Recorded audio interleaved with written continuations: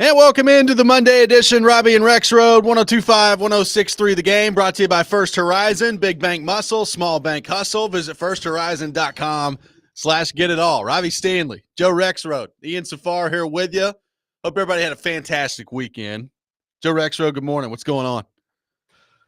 Good morning. Good weekend. I will make a quick announcement that we now officially have a fourth Spartan in the house. Yes. So, as my $250 deposit will confirm. Swear to God, we're not trying to do this, not trying to make this happen, but it keeps happening. It's a family tradition. I guess so, point. Man. Yeah. Sparty's Take everywhere. Your butt back up to the winter. Enjoy. Izzo was thrilled to get the latest Rexrode in there. He should go over there and help Izzo. Should go help him out. Next year he has his older brother there to buy him beer. It's great. Yeah, it's true.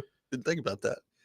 Congratulations to Brennan. Yes. Going to Michigan State. Congrats, Brennan. Absolutely. Ian, how we doing? What's going on? Doing good, thanks. Had a shout out to Edmondson Elementary for the fun kickball tournament yesterday. Hung out at the field for a little bit. Okay. That was fun. So, yeah, good weekend, thanks. Fun times watching the draft. Very nice. Very nice. Love some kickball. Got good weather this week, Joe. I don't know if you've seen. We're going to be in the mid to high 80s all week. Yeah, I'm here for it. I'm here for it. What's it going to be for Metallica Thursday? That's what I want to know. Well, is that when you're going? I think it's going to have to be. Okay. 80 degrees on Thursday. Can't have rain, though. We do have 50% chance of rain. Look at those. Yeah, we get some temps. Yeah. I like it. We're in the sweet spot, baby. Let's bring that poncho. Yeah, just get the poncho. Actually, yeah, you should do that. Just bring the poncho to the Metallica concert. I'm sure that'll go over well. Get in there and try to, mosh while things are going on down there. Yeah. Good. Yeah. Do people mosh still at I went to one in 1994 and I moshed a lot at that concert. But now that everybody's in their 40s and 50s, are they moshing still? I don't know. Knocking each other's spines out I did of place? have my wife ask me, and I don't know the answer to this, why they're going Thursday night and then Saturday. Why is there a day off in between? And my initial response was, they're old now. And I can't do it 2 nights in a row. Just give it a break. I think that's probably, they're like, you know what? We're going to camp out in the city for a little bit. Yeah. Sleep all day in between the shows. It's probably it. It's probably it. Hey, I did think, are they building in, like if Thursday gets rained out so they could go to Friday? I don't know. I guess you could look at it that way. But no, I think it's because they're a little older. That's fine. I get it. I do. So I'll get them before they, get real tired. Yeah, you get the initial call it a night at 8 p.m. Saturday.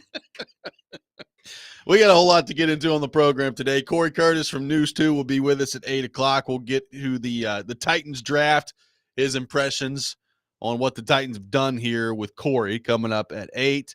We will get into the Shedeur Sanders stuff because there's a lot there to get into later in the program as well. We'll take your thoughts on that. We're already getting thoughts on Shedeur Sanders and Mel Kiper and the whole thing before the show even started on the text line. So keep them coming. It's 615-737-1025.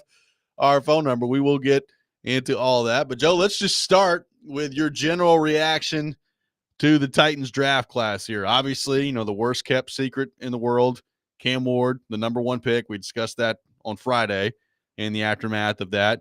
In round 2, you go with Femi Oladejo, the edge rusher out of UCLA. In round 3, Kevin Winston Jr. from Penn State, the safety. Chimere Dike, the wide receiver out of Florida in round 4. They also got Gunnar Helm, the tight end from Texas in round 4. Alec Ayomanor, the wide receiver from Stanford in round 4. They moved up to go get, which, by the way, I could not believe he was still there. So I thought that was a great pick for the Titans. Jackson Slater, the guard from Sacramento State in the 5th round. Marcus Harris, the corner from Cal in the 6th round. And Kalel Mullings, the running back from Michigan, their final pick in the 6th round. In general, Joe, before we get kind of deep into each one of these here, what did you make of the draft picks for the Titans, the 2025 draft class for your Tennessee Titans? Well, it's all going to be obviously dictated by Cam Ward. So, and we knew that last show, Cam Ward is the whole thing. But this year, Cam Ward, how much of a chance does he have to have some success with the Titans? Do the Titans have of having success? I think a lot of that will be dictated by the draft class. And that's where, you're a little underwhelmed with you ultimately, if it works out the way they obviously see it, which is high ceiling, and at some point it's going to get there, then Oladejo and Winston could end up being terrific picks for them. But like they may not be high impact guys right away. In the second, third round. In the second and third round, you typically want you want plug and play starters. Now Oladejo may still start because this is what this team is at the edge, but those picks. You were other guys on the board, more production, and Winston is an injured guy, which is like, man, I thought that's what they didn't do. So I didn't love day 2 for the Titans, first blush.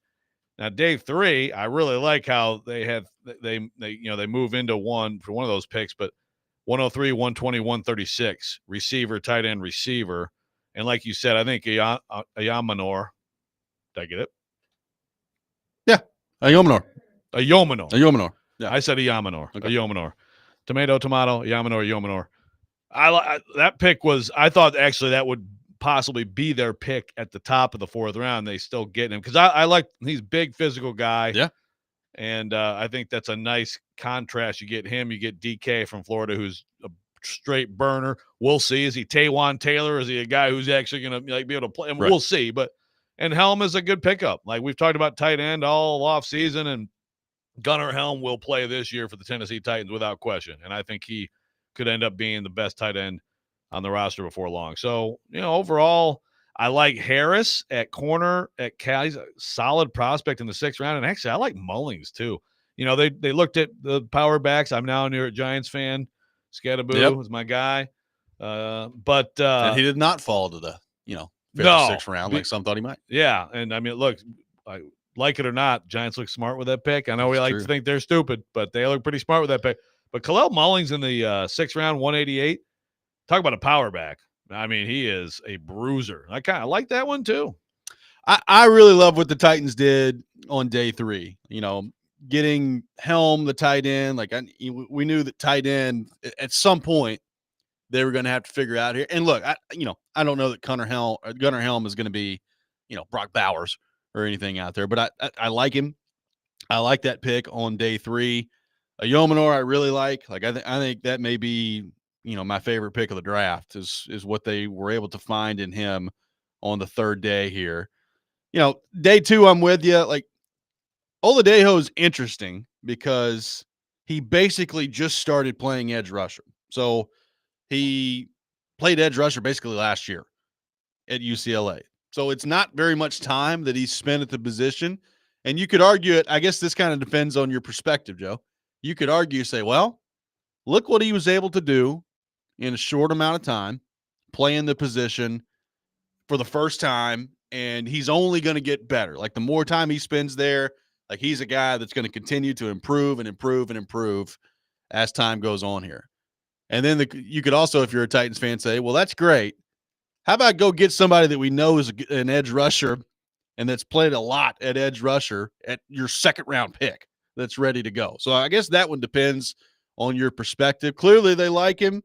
Clearly they look at the traits and think he can be a really good player there. And I'm with you. Like right now, number 1, he's 2nd round pick. And number 2, where they're at positionally, he's going to have to play. Like he's going to have to get out there and play meaningful snaps this year for the Titans. But that one, I think that one's going to be a very divisive pick as we talk about it in the coming days. Yeah, it brings a lot of things with this draft. I just in my head feel like I'm comparing it to 2016. You're coming off the 2 terrible years, and you have a new GM. You had the number 1 pick. A lot of things different. Obviously, they traded that pick, but like I just and this, it's not even the same kind of prospect. But when I read about him and when I think about him and how he fits in, for whatever reason, I'm thinking about the 2nd round Kevin Dodd pick in 26. Again, that's very different. Dodd actually had a really good 1 season with Clemson. He had a couple huge games. He wasn't consistent. He was a disaster in the NFL. He just, again, these are things that like sometimes you just can't predict how things are going to go when someone gets into the NFL. So, I mean, that's not really a fair comparison for him, but that's a very important pick. Cam Ward dictates everything, right? With his front office and everything. I mean, everything's tied to Cam Ward.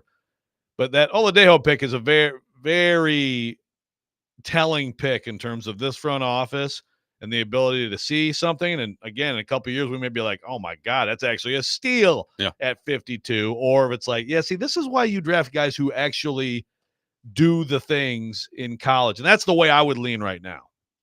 Yeah, got one text that says, I think Mike Green was the pick there. I don't care that he came from Marshall. I don't know what was going on with Mike Green. It's not about Marshall. It ain't about Marshall. Like there's, I don't know what exactly is going on there, but I mean, he fell for a reason. The teams thought he was radioactive. Yeah, I mean, it was reported. I mean, there were sexual assault accusations that did not become charges for Mike Green back at Virginia. Yeah.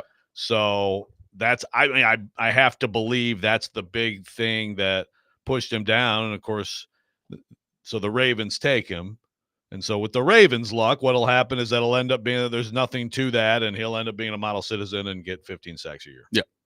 Things tend to work out for the Ravens. They do. The Ravens, I mean, I'm looking at our draft grades, by the way. Brugler graded all the teams, and I mean, I maybe I'm just biased because I just think whatever the Ravens do is awesome, but he has them 9th. One spot behind the Tennessee Titans. Number 8. Who's number 1 on that list? Number 1 on that list. Anyone out there want to guess? Has anyone else there seen? I can't guess because you already told me. It would be the Vrabster, the New England Patriots, with Will Campbell, Travion Henderson, Kyle Williams with that, like Jared Wilson. Yeah, that's a pretty good draft. That's a pretty. You got your offensive line address. You got I like Kyle Williams out of Washington State. I thought maybe he would end up here. Yeah, and Travion hitting home runs with his Buckeye buddy. Oh, Vrabel. Vrabster. They're putting together apparently a really good draft class. Yeah, we'll see. We'll see how it plays out. 615-737-1025 is our phone number. What did you make of the 2025 draft class for your Tennessee Titans? We'll take your thoughts on that. Plus, what do we make of how the Titans have surrounded Cam Ward on the offensive side of the ball heading into year 1? The moves are mostly done, we think. What do we make of what he's looking at in year 1? We'll get into that. Robby and Rexrode, 102.5, 106.3 The Game.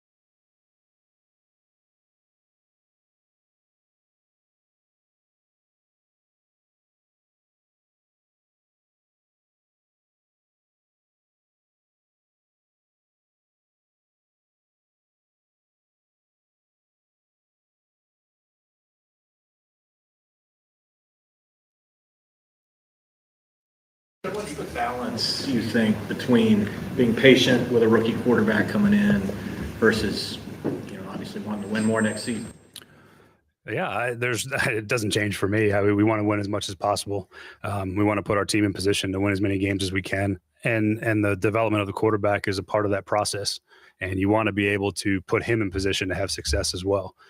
With what you ask him to do, with how you help him around him, how you play defense, how you run the football, how you protect them. Those are all things that you're focused on. Is you want to put him in his best possible situations to be successful early, and that usually translates into helping you win games on top of it. So I don't know if that's the best way to answer the question, but I just think that you never sacrifice and really one for the other. You're trying to do both at the same time. That's Brian Callahan on Cam Ward coming in and what they're trying to get done this year in year one with Cam Ward. Taking your thoughts on the Titans draft class, 615-737-1025, our phone number. So, Joe, the moves at this point, you've gotten through the bulk of free agency and you've now gotten through the draft. So while there can be and probably will be some moves coming up for the Titans, the big ones and the majority of those moves, I think at this point, are done.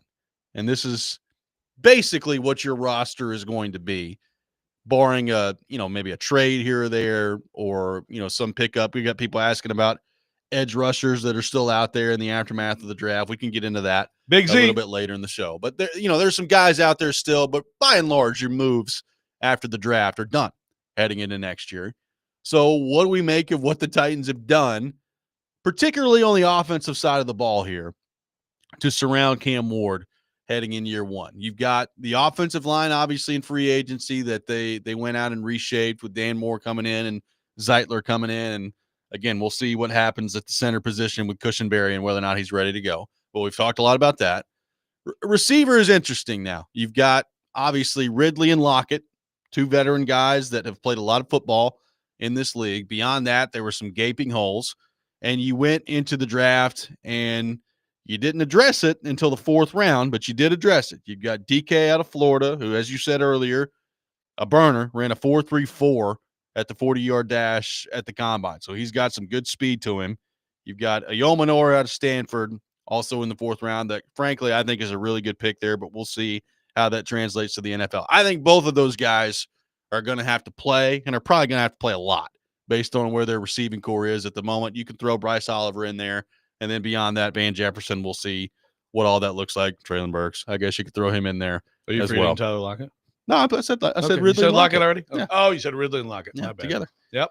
Exactly. See, you got to listen. You got Helm at the tight end spot to go along with Okonkwo and Wiley. So there's your offensive group, and then you got Pollard and Spears and now Mullings at the running back position. So what do you make of the group on offense that is surrounding Cam Ward as currently constructed, and what sort of group do you think that is for him heading into year one on the offensive side of the ball?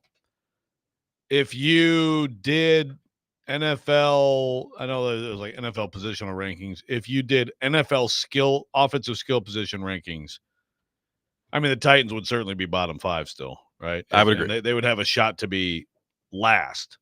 But these rookies have big opportunities. So if even one of them turns out to be, wow, this guy is consistent, can make plays, and is immediately coming in and helping you, that's a big deal. I mean, frankly, you need one of them at least. You'd love actually both of them to, you'd love to see these guys come in and for Bryce Oliver to just be, a guy who gives them depth, right?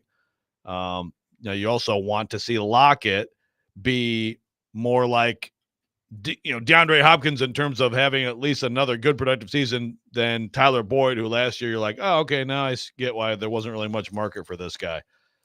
I think Helm helps, and I think Helm plays right away. The backs are fine. Pollard's good. I mean, it's potentially decent. It's potentially pretty good, potentially okay. I don't know if it's potentially great. I mean, that's hard for me to get there, or even very good. But then it's also like, you tell me the offensive line is actually quite a bit better, that Dan Moore can actually play left tackle, and that Cam Ward's going to have a chance to sit back there and have clean pockets a decent amount of the time. Some of these skill guys look better all of a sudden too, right? I mean, it's all, the whole thing goes together. as one big picture. At least they've given themselves a chance here, get some new blood onto the field. And again, this is the Cam Ward evaluation and what this front office has seen in him and all that. Obviously, it starts right away, but it's a long-term thing. And there's there's a lot of, I think, time that the Titans fans are going to give, that the Titans organization is going to give to see how that works out. But we're going to see pretty quickly here how these guys are at putting together a draft and making decisions. And because, some of these guys have got to come in and really even perform over their draft slot for this team to be competitive. Let me ask you about a guy that, typically we don't spend a whole lot of time the Monday after the draft talking a lot about undrafted free agents, but this one is kind of interesting. What do you make of Restrepo, who is now he's with the Titans? He signed with the Titans. Clearly the 4.8 40 time killed him in this draft process here, and he ends up going undrafted. The Titans get him. Apparently Cam Ward, heavy influence in that, clearly. So what did you make of Restrepo ending up with the Titans? I like it. And I would right now, give me the, pre-camp 53. I'm putting him on the team. Now, maybe during mini camp and everything, everybody's like, oh, wow, he's really slow. Never mind. But I'm basing what we saw from him in Miami. I don't think this was a case of like Cam Ward making someone look better than they are necessarily. I think he's a really good player. So I really like that signing for sure. Yeah. I mean, look, I look at what they've got on paper on the offensive side of the ball heading into this year. And I still think, I guess what I would say is there's a lot that has to go right. That's basically how I feel about it, right? Like you need Ridley to be on the same page with Cam Ward immediately. And frankly, the last 2 years of evidence he's had in Jacksonville and then here last year with the Titans, history tells me that it may take him a while to get on the same page with the quarterback. You really don't need that to happen this year. You need him to be ready to go. Lockett, I like. I like the pickup of Lockett. It's not an expensive pickup, but he is going to be 33 coming up in September, and we've seen their production start to go down. So what exactly is he, and where's he going to play? That's the other thing. Like PK put it out there that the Titans view him as basically like a slot guy that has the opportunity to play on the outside. He's mostly played on the outside. He's basically been on the outside in Seattle. So what does that look like this year? And then, of course, the two rookies that were drafted, I think are going to have to play a big role. Restrepo is interesting. I'm interested to see, there's a lot of talk about his 40 time. Was his hamstring hurt at the time, and how much of a factor was that? Don't run then. Yeah, I mean, that could end up working out really well for the Titans if that is the case, and he was hurt, and that's not exactly what he was there. So a lot of things about what they've got specifically at wide receiver are intriguing to me. I still look at their group as a whole and say, at the moment, I don't really love it. There is a lot of opportunity there for those rookies to come in and make an impact. Yeah, it's Ridley and Lockett's proven, but how much does he have left? And then these rookies, what are they?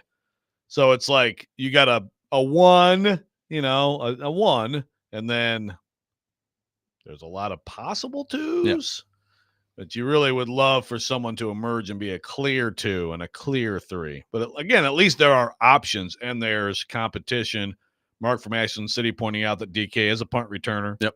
So that would be great if he is someone who's reliable and also can actually give you some production at punt returner. Well, and even a Yomenor, I like him. Now he is a 4th round pick. So it's like, well, okay. Why did he fall the 4th round? Right? Like I was stunned he was still there by the time 136 rolled around. I thought he could go in the 3rd. Like I thought there was a good chance that would be where he went. So I love the pick. I love the value of the pick.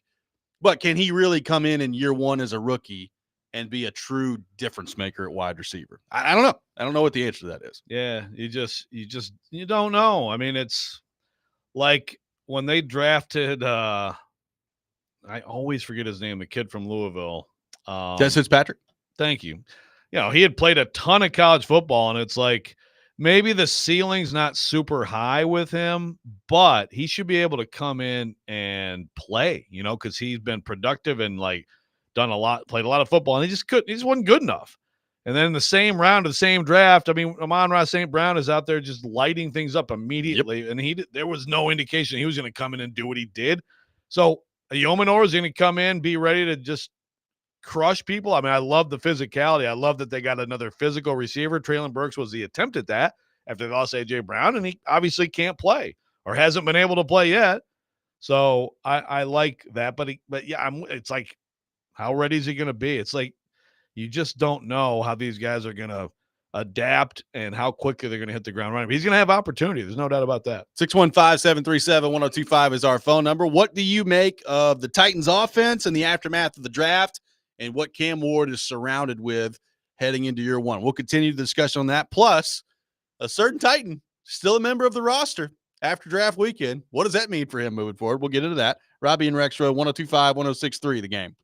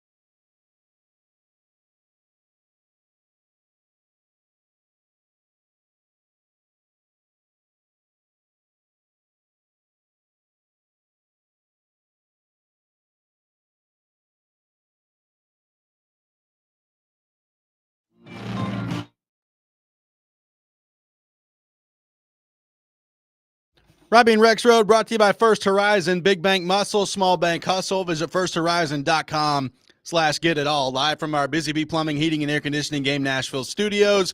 Home of the $99 yearly Beehive membership where the buzz is always about great service. Taking your thoughts on the Titans draft class.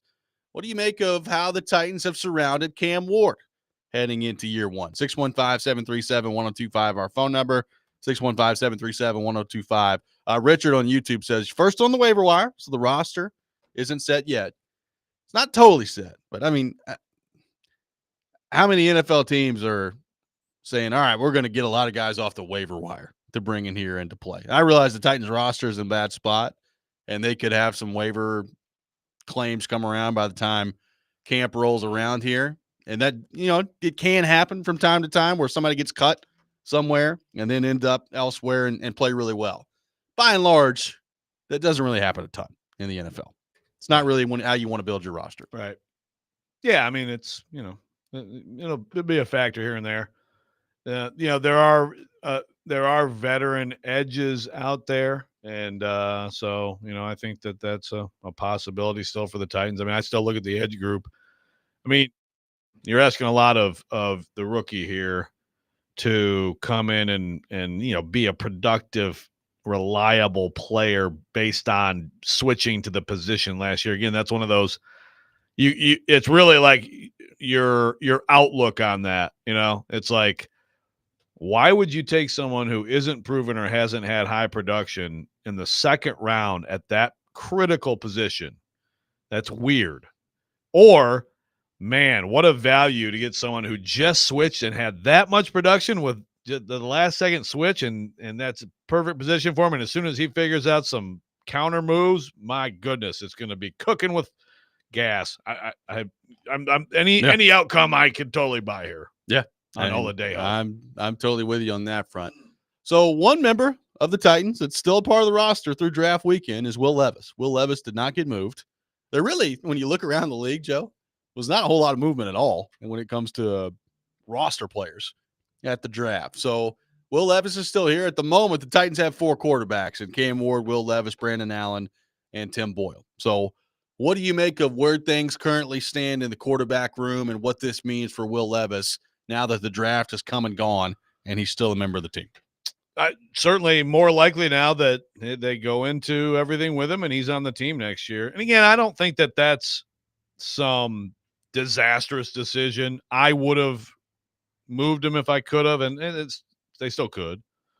Kaharski's been arguing for this, so he can be all excited. Oh, yay, Will! You can be all excited that he's coming back. Maybe Kaharski had a little inkling, huh? Maybe.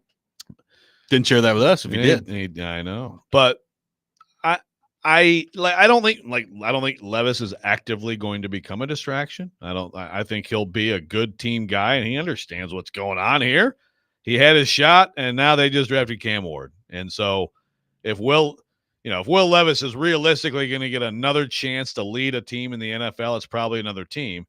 Now, the reason that I would have moved him or / would move him is still, Cam Ward comes out as a rookie and has 3 straight terrible games, and Levis had probably played a little better than him in camp, which wouldn't be some shock. It's Levis's 3rd year. It's Levis's 2nd year in the system. And again, it's you can dismiss fans if you want. I think that's silly because if we're going to pretend like fan sentiment and conversation and media stuff doesn't matter, and then your head's in the sand. But take that out of it.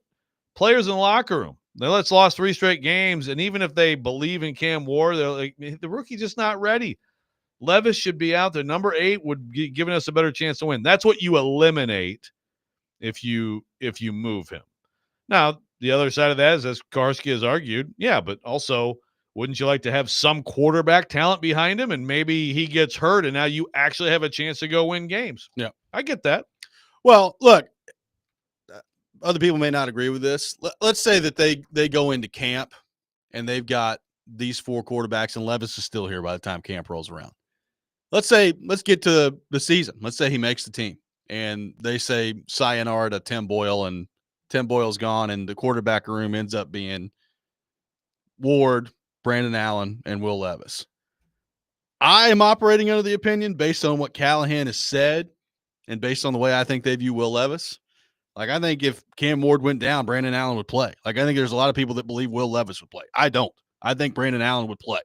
I mean, I'm going back to some of the quotes that Brian Callahan had about Brandon Allen when they brought him in. Quote, I don't think people have enough respect for what Brandon Allen is. I think Brandon's a good quarterback. You watch him play, what he's done in his career. He's a guy that can play. He's a good quarterback.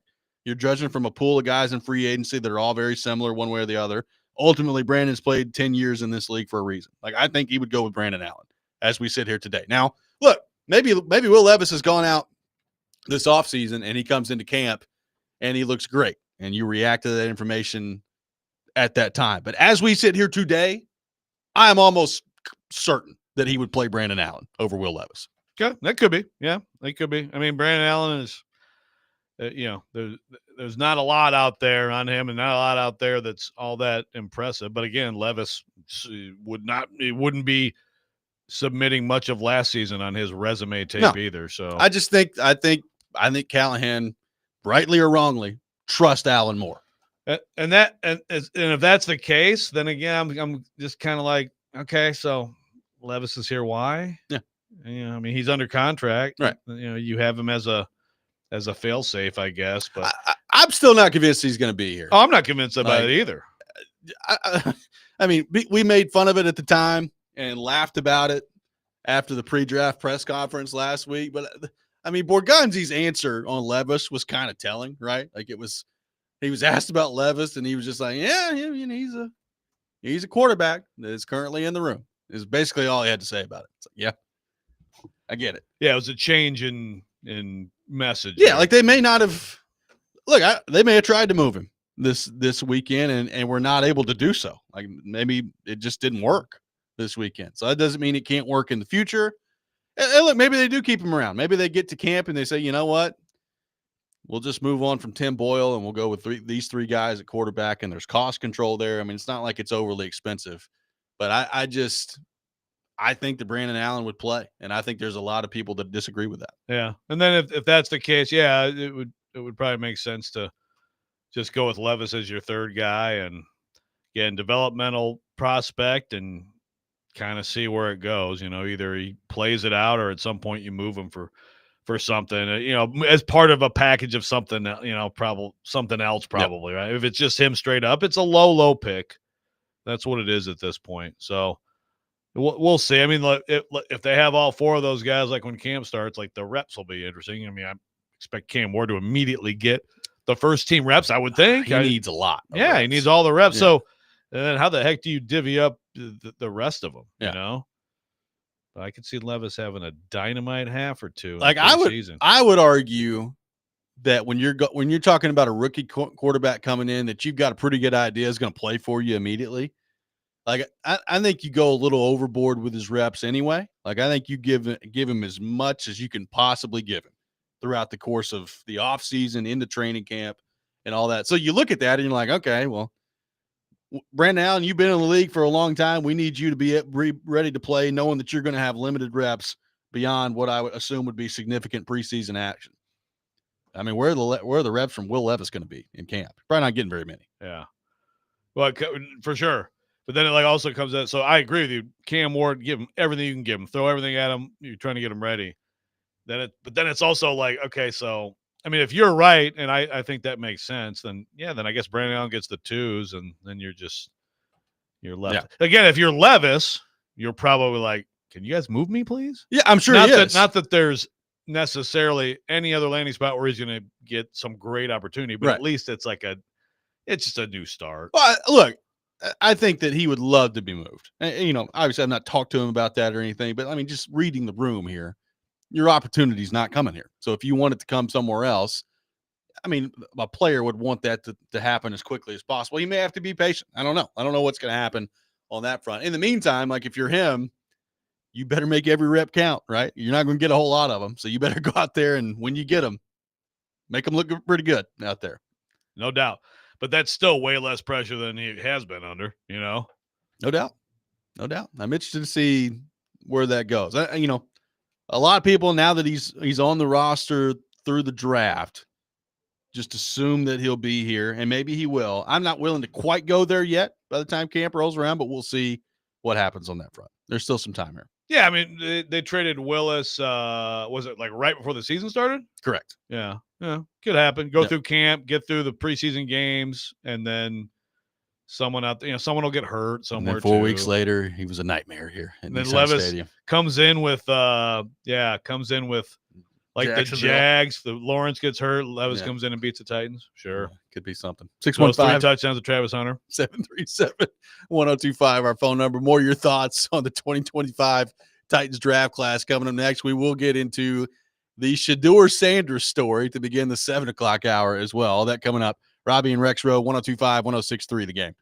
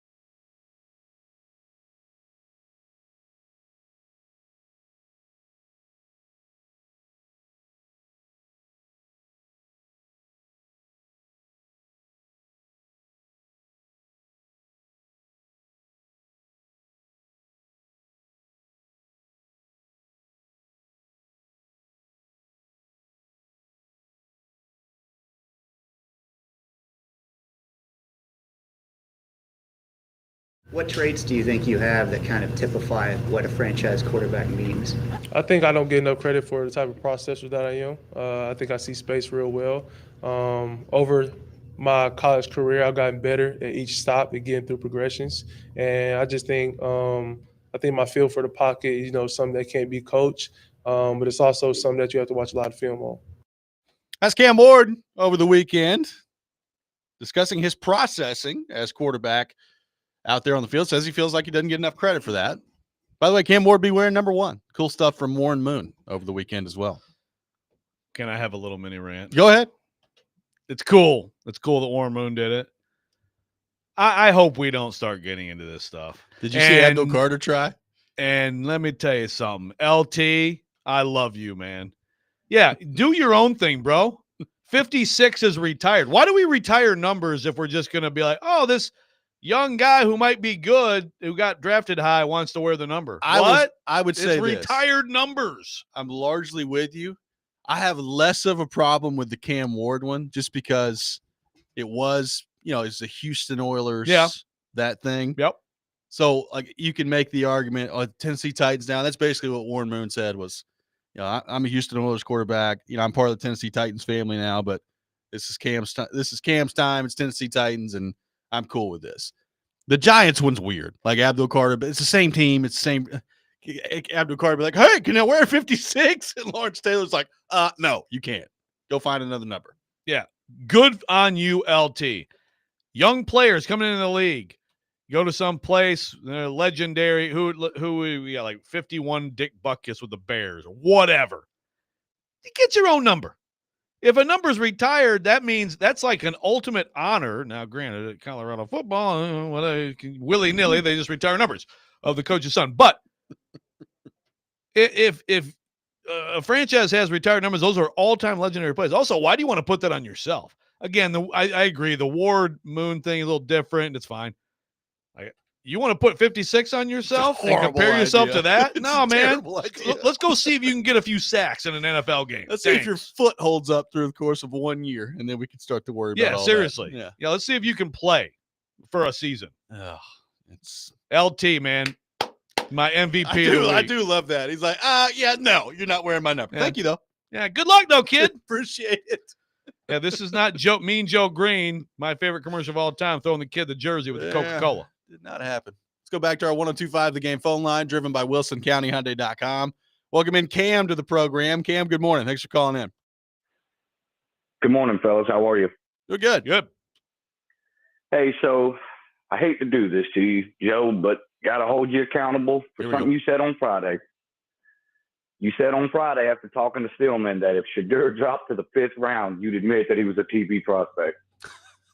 He dropped to the 4th, right? No, he's in the 5th. You go in the 5th? He went in the 5th. Well, we're going to talk about this next hour, so I'm not going to spend a lot of time on this right now, but let me just tell you, this is so far beyond what anyone, including Stillman, could have guessed. If you guys want to make it about that, that's fine. This is the most shocking thing I've ever seen in the NFL draft. Yeah. Oh, I agree with you 100%, and I didn't expect it at all.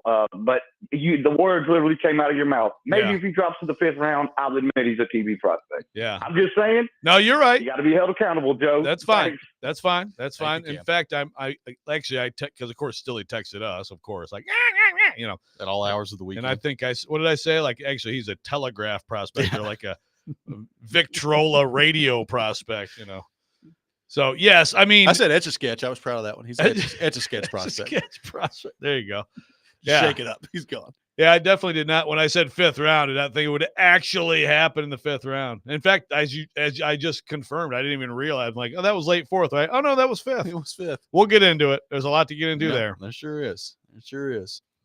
Got one text that says Cam Ward should not have been given Warren Moon's number. An absolute disgrace and shows how disrespectful they are to legends of the franchise. Might as well give McNair's jersey up and Eddie George's as well. But see, to your point there, and I think most people would feel this way. Maybe I'm wrong, but I think most Titans fans don't have that emotional connection to Warren Moon because he was a Houston Oiler. Now, I know that there are fans that transferred from the Oilers to the Titans. I will say, I agree with you, and I'm with you there. I am the same person that spends all these times yelling at Texans fans that get mad about the Titans wearing the Oilers jerseys. I'm like, it's their franchise. let them do what they want. So I guess I'm kind of speaking out of both sides of my mouth there. Yeah, but I think those are two different things, right? I just like the texter there just compared it to Eddie George and McNair. Those are players you as a Titans fan have a connection Correct. to. Whereas this is a little different. But I mean, look, overall, while it's a cool gesture, yeah, I don't think Cam Ward should have asked for one. I think he should have said, "Oh, there's a retired jersey. Okay, well, what number can I have?" Yeah. Plus, I mean, one is kind of putting a little target on yourself too, isn't it? A little bit. A little bit.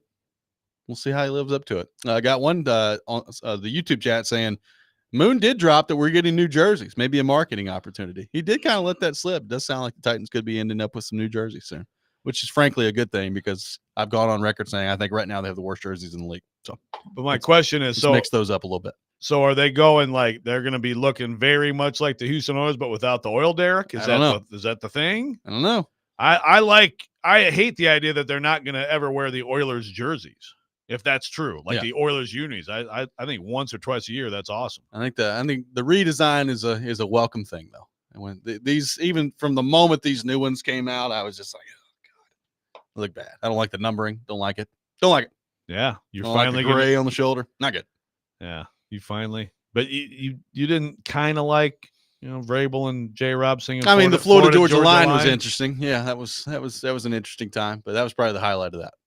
God, the jersey itself was just like, oh God. How many beers in was Vrabel that night? Good Lord.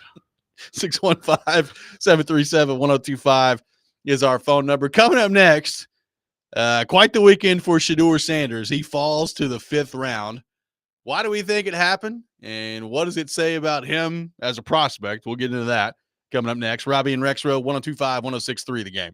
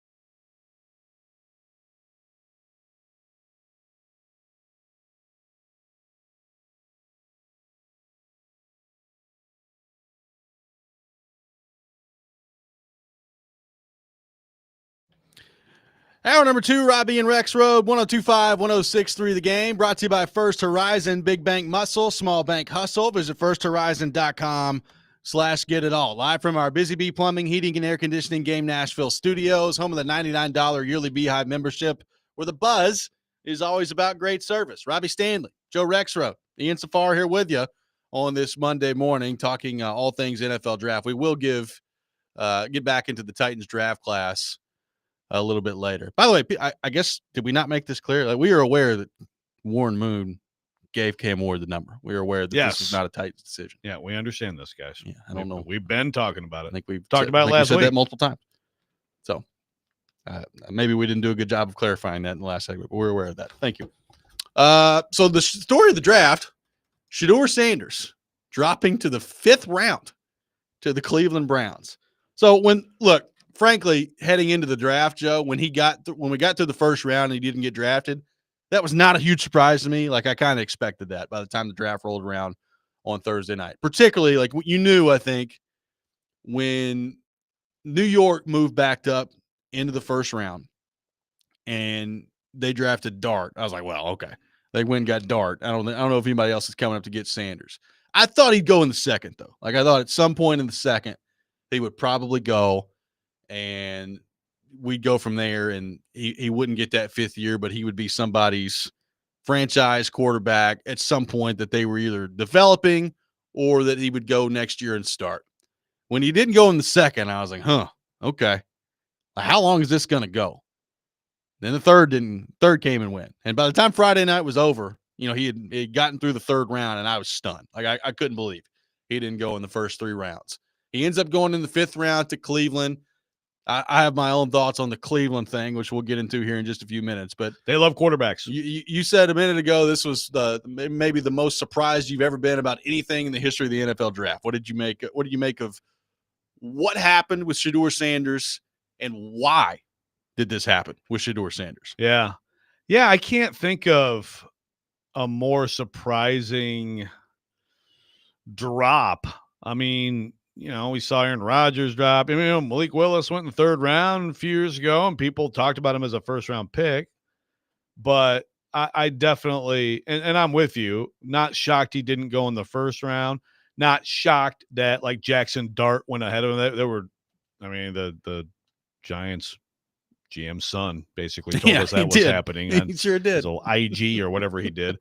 So that none of that was shocking. And then you get to the 2nd round. I'm doing the show with Chase out at Boom Baz. And shout out to Joy from Bellevue and Dylan from Antioch for showing up, by the way, and some great food. But we're sitting there 2nd, 3rd round, and like, man, Raiders? How about Browns? And then the Browns take Dylan Gabriel. It's like, oh my goodness, what is going on here? It's surprising, but also, you can kind of track this, and it's clear that one thing that I underestimated was not Dion, I think, in terms of teams worried about him after this. I still don't think that's a big thing. But I think it's some of the stuff he said previously, which I kind of laughed off. That was like a year ago. We're going to listen to something from Tom Pelissero that I think is the most extensive explanation of how this went about. Maybe let's do that now. I think before we even get into this, I think Pelissero's explanation is really worth listening to, that he said on NFL Network Saturday morning before they got into the 4th round. Mike, it was not a shock within the NFL and team buildings when Shedeur Sanders did not go in the 1st round. I would fairly tell you it is a surprise that he is still on the board at the start of day 3. Philosophically, some teams feel like you are drafting at the quarterback position specifically. If you think you got a starter, you take him in round 1. If you're drafting somebody to be your backup, you don't want to do that until day 3. I spoke last night with one general manager who is considering taking Shedeur Sanders today. He pointed back all the way to March 2024 and something that Shedeur's father, Deion Sanders, said on a podcast talking about both Shedeur and Travis Hunter, saying that if they are drafted by a team that they don't want to go to, he's going to step in and pull an Eli, meaning force those players to not actually go to that team and try to get them traded. Throughout the pre-draft process, Shedeur Sanders very much proceeded as if he was dictating to clubs where he was going to go rather than how the draft works, which is the other way around. And there were a bunch of opportunities missed at the various checkpoints through that pre-draft process. Go all the way back to All-Star season. Instead of going to the Senior Bowl, he went to the East-West Shrine Bowl in his backyard in Dallas, despite an NFL memo saying if you go to these All-Star games, you have to practice. Shedeur chose not to. At the Combine, it is now well documented some of his formal interviews did not go well. One assistant coach told me in all his years, it was the worst formal interview he'd ever been through. People said that Shedeur was trying to dictate how he wanted things to go and made them feel small. Even at the Pro Day, the entire Big 12 had an event in Dallas. Shedeur was there, but did not work out. He had a showcase instead in Colorado, all of which is to say for a player who had a variety of questions, both about the talent level, how he would fit into an NFL system, how he would adjust from his play style in college, but also about the potential culture shock of for the first time playing for someone who is not his father. There were opportunities that Shedeur Sanders could have taken there. He seemed to feel as if he was in an elite category where he could choose the few teams he wanted to go to. Now some of those very same teams that might be considering taking Shedeur today didn't get those opportunities to answer their question. That was a lot, but I think that was worthwhile. Yeah, I agree. And there's the Deion, especially the Deion thing. Like, God, you think about that, it's like, do I want to mess with this? But look, they botched this. And this is where I think Deion deserves more crap than Shedeur, because, Deion, I mean, what, his other son fired him as his agent? Is that right? I saw that, Shiloh. But like not working out so great with Dad. Even like having the pro day the way they did it and stuff, it's just like, who cares about this stuff? People care about whether you can play quarterback and whether you can lead a team. And I think a key point with this is, if you don't think Shedeur Sanders is like your quarterback of the future, and again, I'm not any different on what I think of him as a player. I think he was the best quarterback in this draft. So put me down again right now for that. I don't think any differently. And by the way, I know Mel Kiper was higher than most at 5 overall. But what's the lowest you saw? What's the lowest ranking that anybody had on Shedeur Sanders? In the 30s. Yeah, I saw, like Brugler had him 34. So that's a fringe first round pick. Everybody evaluated him that way, not because Stephen A. Smith blabbed about because he's Deion's friend, which is what Stilley's whole point was with the TV prospect, which is stupid. People thought he was good. I think he is that good. But if you don't think that he can be your starter and he's not an elite talent, do you want to draft him then to be like your backup and bring in all this stuff? And obviously he botched this process badly, thinking there was no question he was going in the top 10.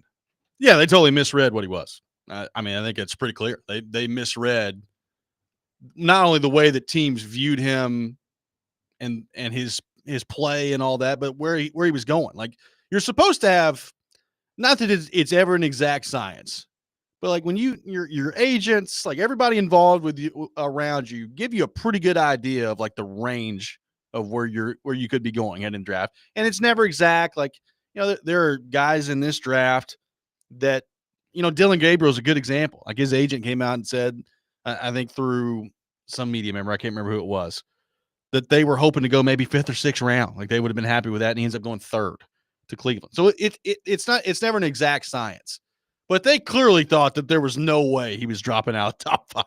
Like, clearly thought that. And it just did not work out that way. Here's the other part of this. I don't really know what Cleveland's doing. Like, Cleveland so this is all in one offseason, by the way. They brought in Kenny Pickett via trade. They brought in Joe Flacco. They drafted Dylan Gabriel in the 3rd round. And then they took Shedeur in the 5th round. So that's 4 quarterbacks right there. By the way, Deshaun Watson's still on the team. I know he's not going to be a factor this year, but you have 4 quarterbacks right now in your room. Like, this is frankly a terrible situation for Shedeur walking into in terms of like getting on the field and getting reps. Because if you're the Browns, you're talking about one of two things here. Either you're just wasting a 3rd round pick with Dylan Gabriel if you deep down think Shedeur Sanders is better. Like, the doubling up there makes no sense to me whatsoever, especially with Pickett. And it's a very Browns thing to do. Yeah, like it's crazy that way. So, like, either you're wasting a 3rd round pick on Dylan Gabriel, or you really don't. And I'm starting to maybe think this may be it. Did you see the room, like the reaction from Stefanski and Andrew Berry when they took him? It looked like they were at a funeral. Like, It was crazy. Golf clap. I can never, I'd never prove it. I think this was 100% a Jimmy Haslam thing. I think he was still on the board, and Jimmy Haslam said, "Hey guys, it's the 5th round. Go get Shedeur." That's 100% what I think happened here. Yeah, it could be. And the thing is, again, we'll see. I think he's absolutely better than Dylan Gabriel. So if they're going to get equal reps, I think he'll be. And another thing is, what you hope through all this is that this is absolutely a humbling, but he's still the same player. And then again, Mel Kiper, maybe a little bit bullish on what he is as a player. We're going to get into that a little bit later. Yeah. But again, like Mel's not on an island, you know, he's on an island in terms of, oh my God, this is an all-time great. No, it's not that. But like he is a good player. He's a good quarterback. So if this is a humbling, then maybe it ends up really working to his benefit and he's got to work his way through. I think he's absolutely better than Dylan Gabriel, Kenny freaking Pickett, you know? So if it is what you said, and maybe it is, Haslam made him, they might end up thanking him. Again, if all the other stuff doesn't become a thing. I think that he hurt himself without question during this. And again, Deion, and what Deion is still talking about, I'm going to go to this first meeting and all this stuff. Like, you know, just get out of it, man. But look, at this point, he is away from Deion for the first time. He's going to be away from him. And maybe this is the best way for him to come in the league. It's quite wild that he was a 5th round pick over the weekend. We'll take your reaction to that. 615-737-1025. Plus, another story in connection to the Shedeur Sanders thing that was also wild over the weekend. We'll get into that. Robby and Rexrode, 1025, 1063, The Game.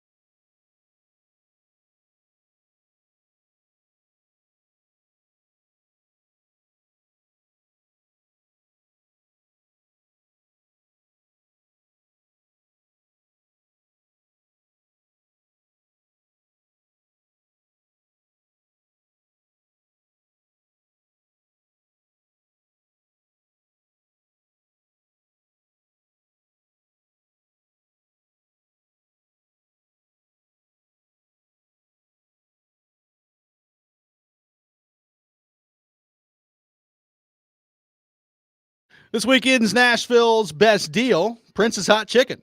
The original and iconic hot chicken joint. For a limited time, grab half off a $25 gift card at thegamenashville.com/deals. Taking your thoughts on Shedeur Sanders, his slide in the NFL draft. 615-737-1025, our phone number.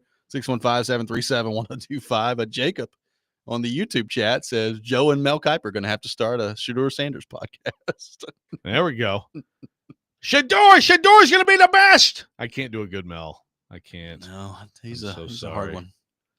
So Mark in Ashton City, quote, everybody evaluated him that way. No, they didn't. NFL teams clearly did not, because if they did, he would not have fallen to the fifth. Admit you were wrong and move on. It's insane. Again, Mark, I'm talking about analysts, and if find me the lowest. The lowest that I found, and I may be missing someone, is Dane Brugler at 34. That's the 34th best prospect. That's a Friends first rounder. Mel Kiper on the extreme side as the fifth and above Cam Ward. I think Mel Kiper had him above Burrow and everybody else. Greatest quarterback of all time. But seriously, everybody go through all the analysts. That's basically what everybody had. So you can say NFL teams didn't, and yeah, I mean, they didn't pick him. They didn't pick him to the fifth round. I think NFL teams, there were some NFL teams who thought that he was around that level of talent too. This is a case of someone sabotaging themselves like I've never seen. That's what this story is. It is someone who's a good player, not a great player, but a good player and probably an opportune year to come out as a quarterback, who completely sabotaged himself. That's the story, okay? That's what it is. As long as we can agree on that, we're good. There was a point over the weekend where there were some columns being written about, hey, can he go back to college football? Like, would you just go back and play a little college ball? Sure. Next year?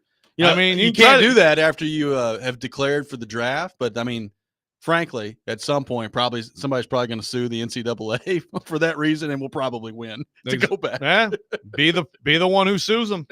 Probably going to win. Yeah.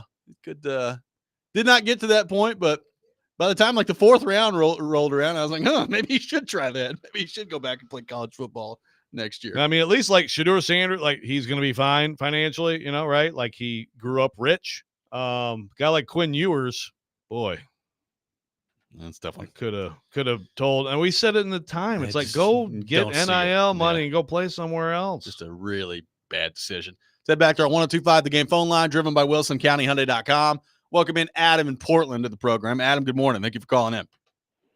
You know what it is, dude? It's like if you ever see a dude and a girl together and you're like, man, they just don't make any sense together, and you get more of the backstory and you're like, oh, okay, like she's either super unpleasant or he's got a ton of money, whatever it is, man. Like it starts to add up when you hear the Giants talk like, yeah, dude, like we couldn't even stand to be in the room with him. Like, okay, that's cool. He reminds me of Levis, man. And not to say that Levis has like, I'm not even saying Shedeur has a character issue, but like there's something that stands out. Like you got the bravado, but you don't have anything to back it up. Like, I don't know. Joe, you can love him all you want, dude, and I respect you, but I totally get this. And I'm glad the Titans chose to stay away from him at all costs. But he just felt like the whole time I'm just sitting here going, we already have a Levis, man, somebody who thinks he's awesome but really isn't. So, yeah, it didn't surprise me. I get it. Well, clearly for the Titans, like, I mean, they've been all in on Ward for a while. I don't know how much actual consideration they ever gave Sanders.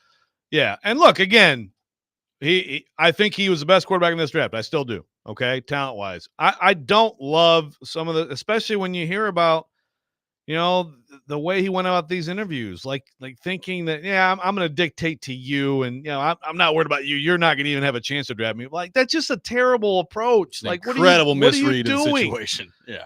And it's, again, you can't go back in time, but it's like, it's self-sabotage like I've never seen. So I don't love that. It is interesting you bring up Levis because I mentioned Shedeur, and some of the things with Levis are a little bit of here's a rich kid who got everything his whole life. And, it's like everybody likes the story of like someone who came from nothing and had to mow lawns to be able to go to a camp and all this stuff. And these guys didn't. I mean, that would be one comparison. And I don't think it's the same thing, but Levis did rub some teams the wrong way.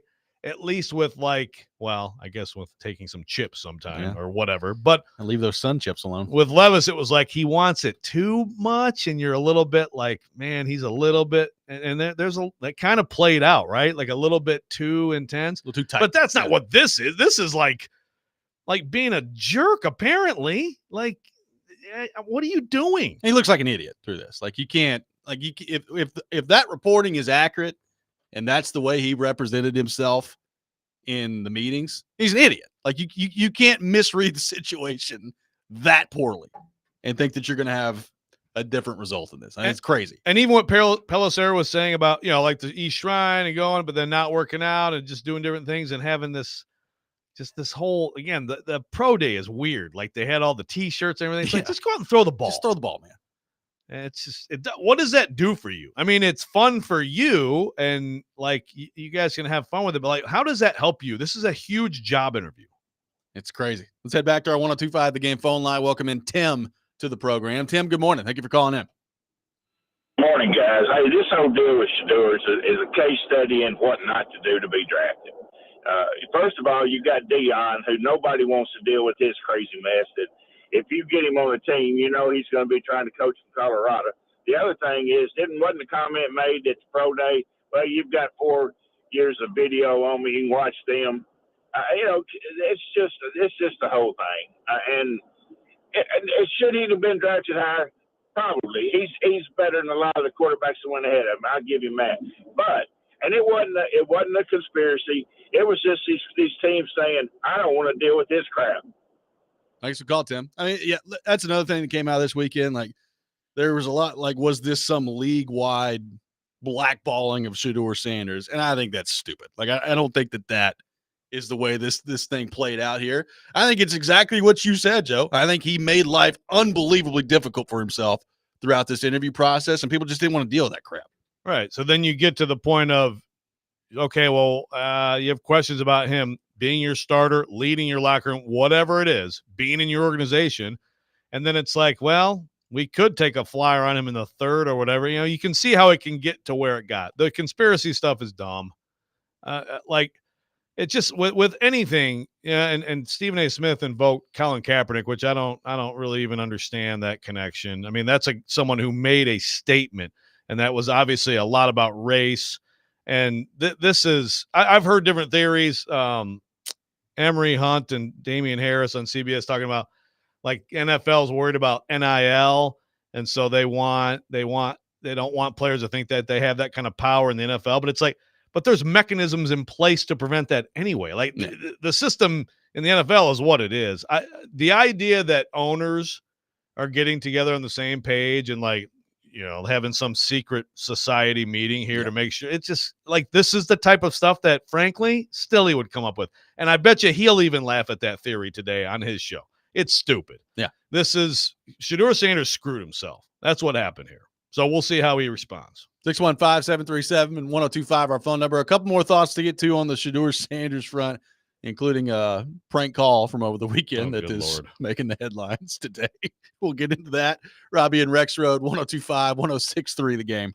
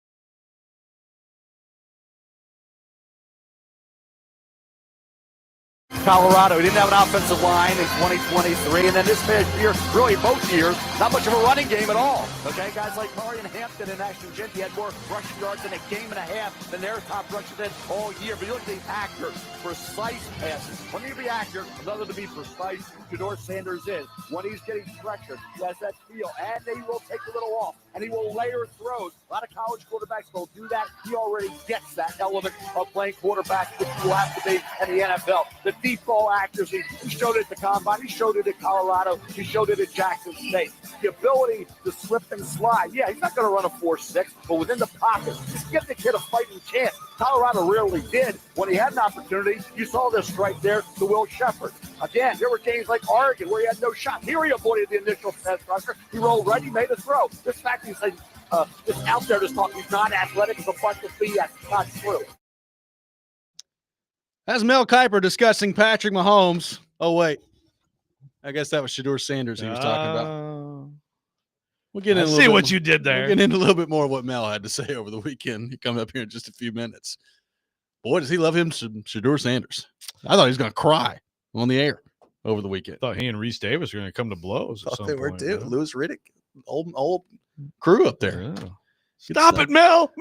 Mel! They finally brought out some drinks. Yeah, good gracious. Calm yourself down over there. We'll get into a little bit more of what Mel Kiper had to say here in just a few minutes. Let's head back to our 102.5 The Game phone line, driven by WilsonCountyHyundai.com.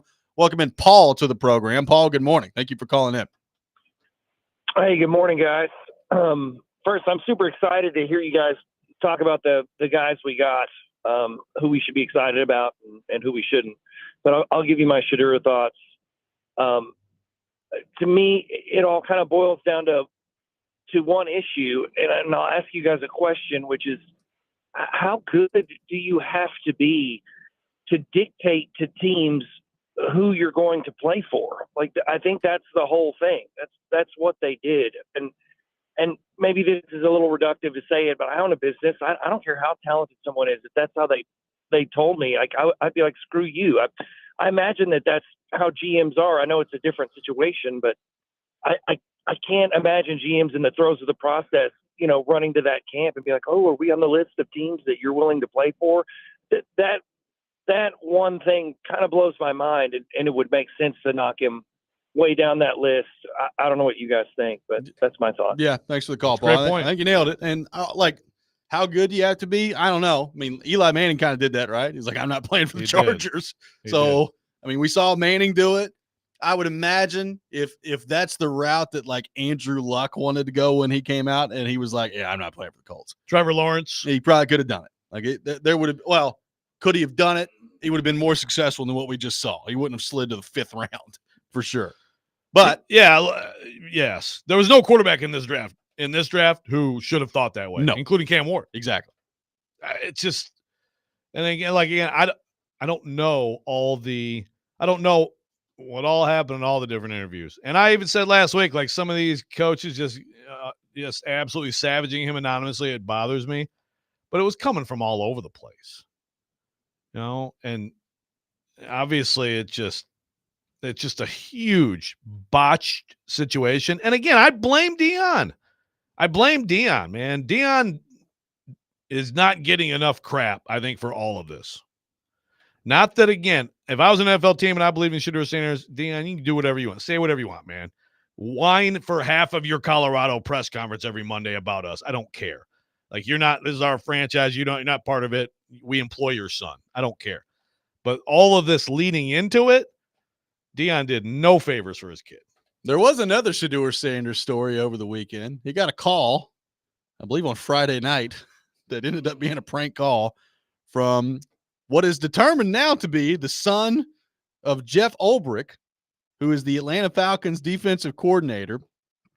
And this has made the rounds yesterday. So Jax Ulbrich, who is 21 years old, Joe, I guess from what the story that it's being told out there is, saw his dad's iPad open and saw Shedeur Sanders' number on there, which, by the way, Sanders had a phone apparently that the only people that had access to this specific number was NFL executives and teams. That's what they do for the draft. Right. So you had Jax Ulbrich found that number and then proceeded to prank call Shedeur Sanders on Friday night saying that they were going to take him in the draft. Pretending he was Mickey Loomis. Pretending he was Mickey Loomis of the Saints, and then ultimately said, quote, "We're going to take you with our next pick, man, but you're going to have to wait a little bit longer, man. Sorry about that."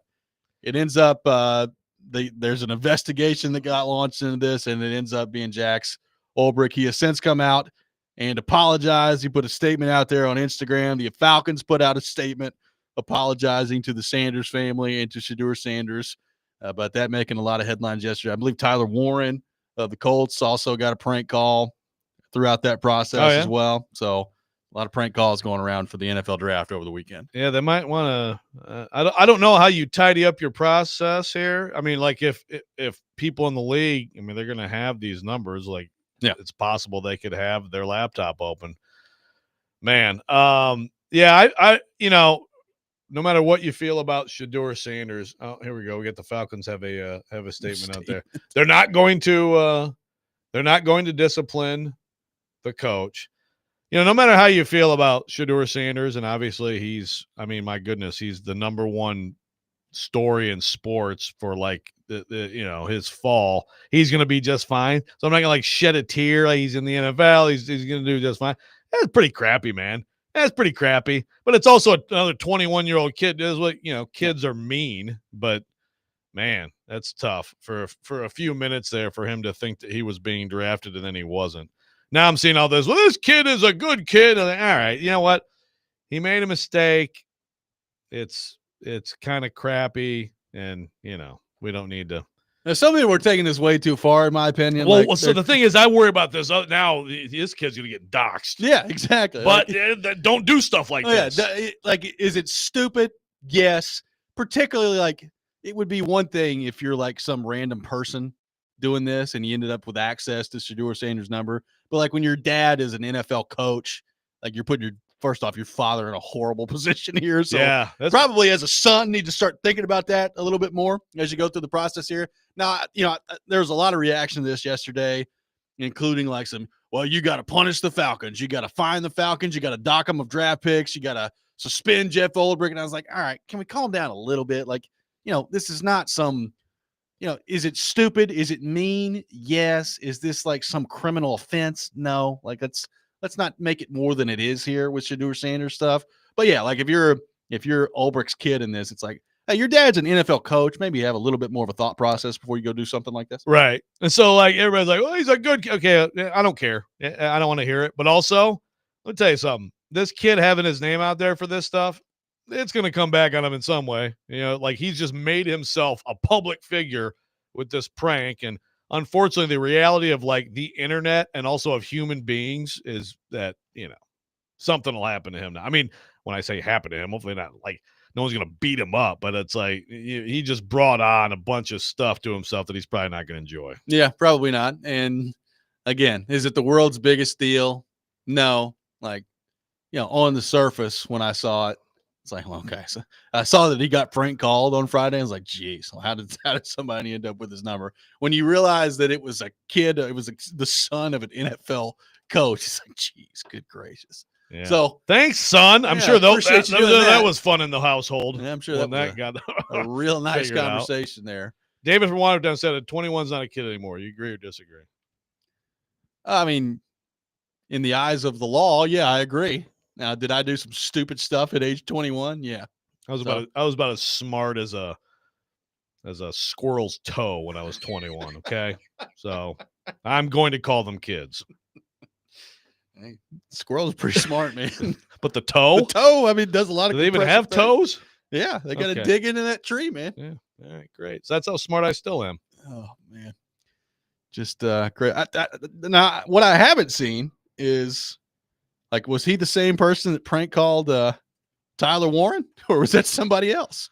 Tyler Warren got a prank call too. So who ended up with his number? Who were they pretending to be? I don't know. I mean, man. Tyler Warren went 14th overall, so you'd had to do that one pretty quickly. Yeah, we would pretend he was the top pick. Titans. This is Amy Armstrong. Hey, Tyler, you coming to Tennessee, pal? We ain't got no quarterback, but we're gonna make sure you get the ball.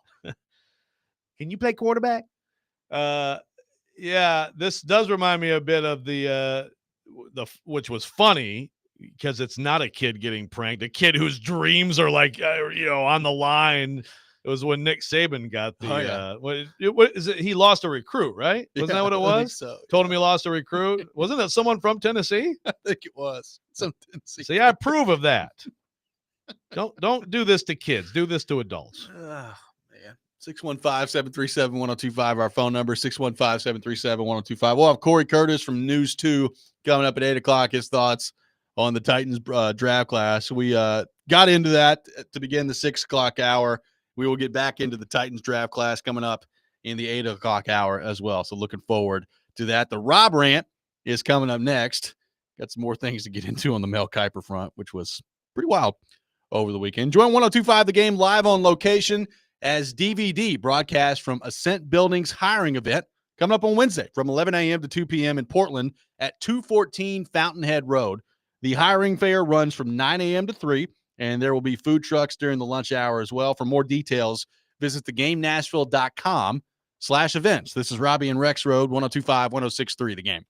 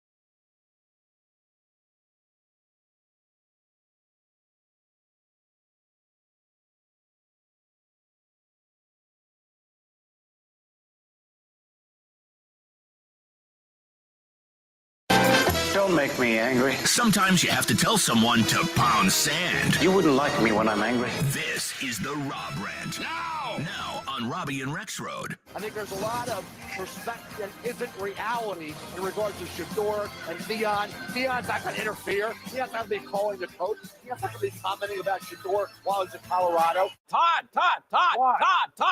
That's illegal, and I'm calling the feds in to shut this down. I don't get it. I know you don't, but here we are in the 5th round, Cleveland Browns. Get a guy who should have been, in my opinion, a first-round pick, a high first-round pick. You look at the sliders, right? The guys who slid. The NFL gets it. They know everything. No, they don't.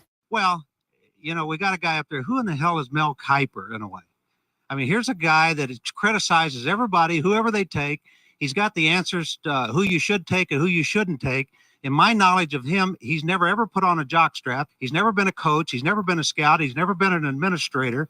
And all of a sudden, he's an expert. He's in our papers 2 days ago telling us who we have to take. We don't have to take anybody that Mel Kiper says we have to take. Mel Kiper has no more credentials to do what he's doing than my neighbor, and my neighbor's a postman, and he doesn't even have season tickets to the NFL. Oh, one of the great all-time clips from Bill Tobin there. Who's Mel Kiper anyway?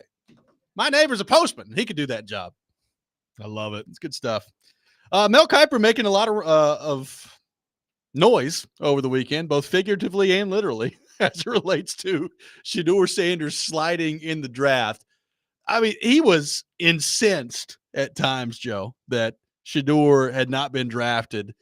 And this was even heading into the second round. Look, the Titans drafted Cam Ward, number 1 overall, and that immediately transitioned into, after they got done talking about the Travis Hunter trade, Mel Kiper up there screaming about how Shador Sanders should go, number 1 overall. And then he ends up going in the 5th round. He was sitting there just yelling at Reese Davis and Louis Riddick on the draft panel on ESPN. And look, clearly Mel Kiper really liked Shador Sanders and thought that Shador Sanders was a really good player. I will say, it did get a little weird from Mel Kiper at some point over the weekend of all right, man, we get you like this guy, but you're just screaming, borderline crying up there that Shador Sanders hasn't been drafted to this point. And look, Mel Kiper, full disclosure, it's not my favorite anyway. When I look at draft analysts, it's Brugler and Daniel Jeremiah. I get to a lot of people before I go to Mel Kiper. Not that he's not good at his job. I mean, he is the OG. He is the OG. He's had some takes out there before, which I'm just okay, whatever. But this one was a little extreme, a little weird for Mel Kiper over the weekend. It felt personal to him, and I don't really know why it should have that way. Yeah, he went a little far, man. He got a little bit outside the realm of decent on-set behavior there a little bit. And he took it to. I mean, he took it to the NFL's been idiots for 50 years and not drafted. I'm some of them have drafted quarterbacks well, right? There have been some quarterbacks that have played well, and some of them have not drafted quarterbacks that you thought were good that were. Now with Mel, Jimmy Clausen. Yeah, right. Yeah. Now, with Mel, it's just like with anybody, you go over this amount of time. In fact, ESPN did, they put together greatest hits of him. And it's damn, that was good. Whoa. Like Mahomes, these people talk about the system. Look at this kid play, Let me promise you, at the end of that draft, a lot of people were like, yeah, he's talented, but Mel was kind of on that one. You're going to hit, and you're going to miss. Sure, you're going to hit, you're going to miss a lot, and you can have an embarrassing reel. And you can have a fantastic. He has both. I'm with you. I think now he's, I just think there are a little bit better analysts than him doing the thing. I still enjoy him on the set, but I've never seen him lose it like this. Yeah, it was crazy. He just lost it. But I also I've never seen a fall like this. No one else out there can claim that they predicted this, and it's a stunner of a situation, but he doesn't seem to understand what we have been talking about today, which is the kid screwed himself, and there was reporting to that effect available to Mel as they're talking about this, and he just didn't seem to want to hear that at all. Yeah, that was kind of the main thing of he just didn't want to listen to it. Louis Riddick kept bringing up, clearly the NFL teams believe that he did not help himself in the process here. And Mel kept going back like, where's the off the field issues? Has he ever been arrested? And it's like, no one's saying he's like some criminal out there, but he clearly did not handle this draft process well. So it was, I just thought it felt weird. It felt like it was really personal for Mel Kiper over the weekend. And there was a point where it was a little awkward between him and Louis Riddick and particularly Reese Davis. Reese Davis at one point was like, Mel, we understand that you're upset about this, but you have to look at reality of what's going on here. It was very strange over the weekend. Yeah, so strange. I just muted myself. Yeah, Reese is yelling at them is not going to help, Mel. Yelling at the entire NFL. I mean, that was the part that was like, so now the entire NFL is a bunch of idiots who's never drafted a quarterback well. Maybe that escalated quickly. A little bit, yeah. And Austin Frank says the young kids call what Mel was doing glazing. Yeah, it was like glazing with sprinkles, double chocolate. But the whole thing about, like you said, it doesn't have off-field issues. Yeah, but you're talking about this person is going to lead our franchise. Again, listen to the Titans talk about Cam Ward. They talk about how his teammates feel about him, the leadership, all that he's been through, his presence in the room, all that stuff. His interview knocked their socks off, right? When did we really start having, and I do agree, obviously Shedeur was overhyped as he's going to, even based on the talent level, even though I think he's better. But still, the high arm talent stuff, he was overhyped. But when did it really start going south? When did it really start to be like, ooh, he might fall? It was as soon as they started talking to him. Interview process, yeah. This is the most impactful and disastrous, detrimental interview process ever that we've ever heard of. And again, Mel Kiper I don't know if he ever even entertained that. Yeah, it's like he didn't even want to hear it. And it kind of felt like at times, and maybe this is unfair, but it felt like at times he was like, well, I had him this high on the board. I refuse to admit that there could be anything possibly wrong with that evaluation. And that's what I really don't want to hear from my draft analyst there of I understand you could have, I don't mind you sharing your opinions on guys and saying I can't believe so-and-so is still on the board. But it just felt like he all of a sudden was way smarter than everybody else. It was like, well, these people are all morons because they haven't taken Shedeur Sanders by the time the second round rolled around. It was crazy to me. Yeah, and again, the film. I'm with them in general, not that high, but I'm with them on he's good and he's accurate, and that's what I value. But I mean, Mel has to know at this point. I mean, the intangibles of a quarterback leading a franchise are huge. Yeah, I mean, and people didn't. I don't think I ever heard anything back when Ryan Leaf, flamed out. I mean, he still went number 2. Well, but clearly, talk about the difference. Manning as a great leader of a team, and then a guy who went in and immediately started crapping on himself, and just was a terrible guy in the locker room. And frankly, there's one thing that we played at the top of that clip there that Mel Kiper was talking about on the Dion front, and I'm with you. In terms of if I'm an NFL team, am I really all that concerned about what Deion Sanders is saying from Colorado as it relates to my franchise? Probably not all that concerned. But Mel Kiper did say in that opening clip there that, well, Deion's not going to say anything out there. Well, that's total crap. We know that Deion's going to say something. He's going to make his opinion known on it. The question is whether or not you care. That's what it boils down to. But to act like he's not going to say anything from Colorado is stupid. He's saying stuff all the time about Shedeur. Yeah. Oh, he'll say stuff. Yeah, there's no doubt. I would question your fortitude as an NFL franchise if you gave a rat's. Right. But yeah, he'll say stuff. He'll keep saying stuff. 615. Apparently he's going to the meeting with the Browns, making sure his kid starts. 615-737-1025 is our phone number. Corey Curtis from News 2 will be with us coming up next. We'll get into the Titans draft with him. Who does he like? What picks did he not like? We'll get into that. Robby and Rexrode, 102.5, 106.3, The Game.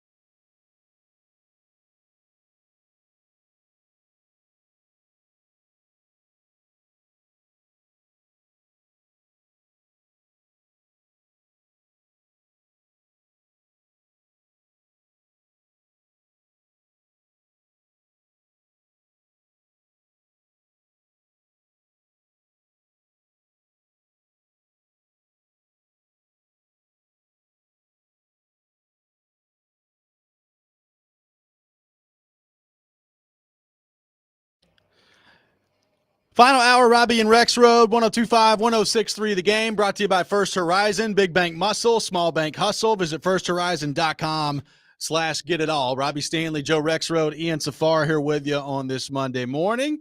And we head to our 102.5 The Game phone line, driven by WilsonCountyHyundai.com. And welcome in our friend Corey Curtis from News 2, brought to you by Tennessee Men's Clinic. Corey, good morning. How are you? I am a delight. How are you? Doing awesome. Appreciate you taking time to be with us this morning. The draft has come and gone. So what do you make of the class that the Titans have put together here? Just your general impression of what the Titans got done over the weekend. Well, I mean, obviously getting your quarterback is huge. Now it's got to work. But I think the other thing that, strikes me is that, they started the draft with 4 picks in the top 120 and finished with 6 in the top 136. And so I think that's a victory for them. You can argue where they took guys, which guys they could or could not have got, but they took guys that they liked and they filled needs. They needed a safety, they needed edge, they needed a receiver, they probably needed a tight end, and they addressed all those spots when they wanted to address them, and they got 2 extra picks. They traded down and they traded up. So I think they manipulated the board the way they wanted to. Now their scouting has to be proved right. So beyond Ward, who obviously, like you said, he's going to dictate this draft. Yeah. Give me your favorite pick and your least favorite pick. I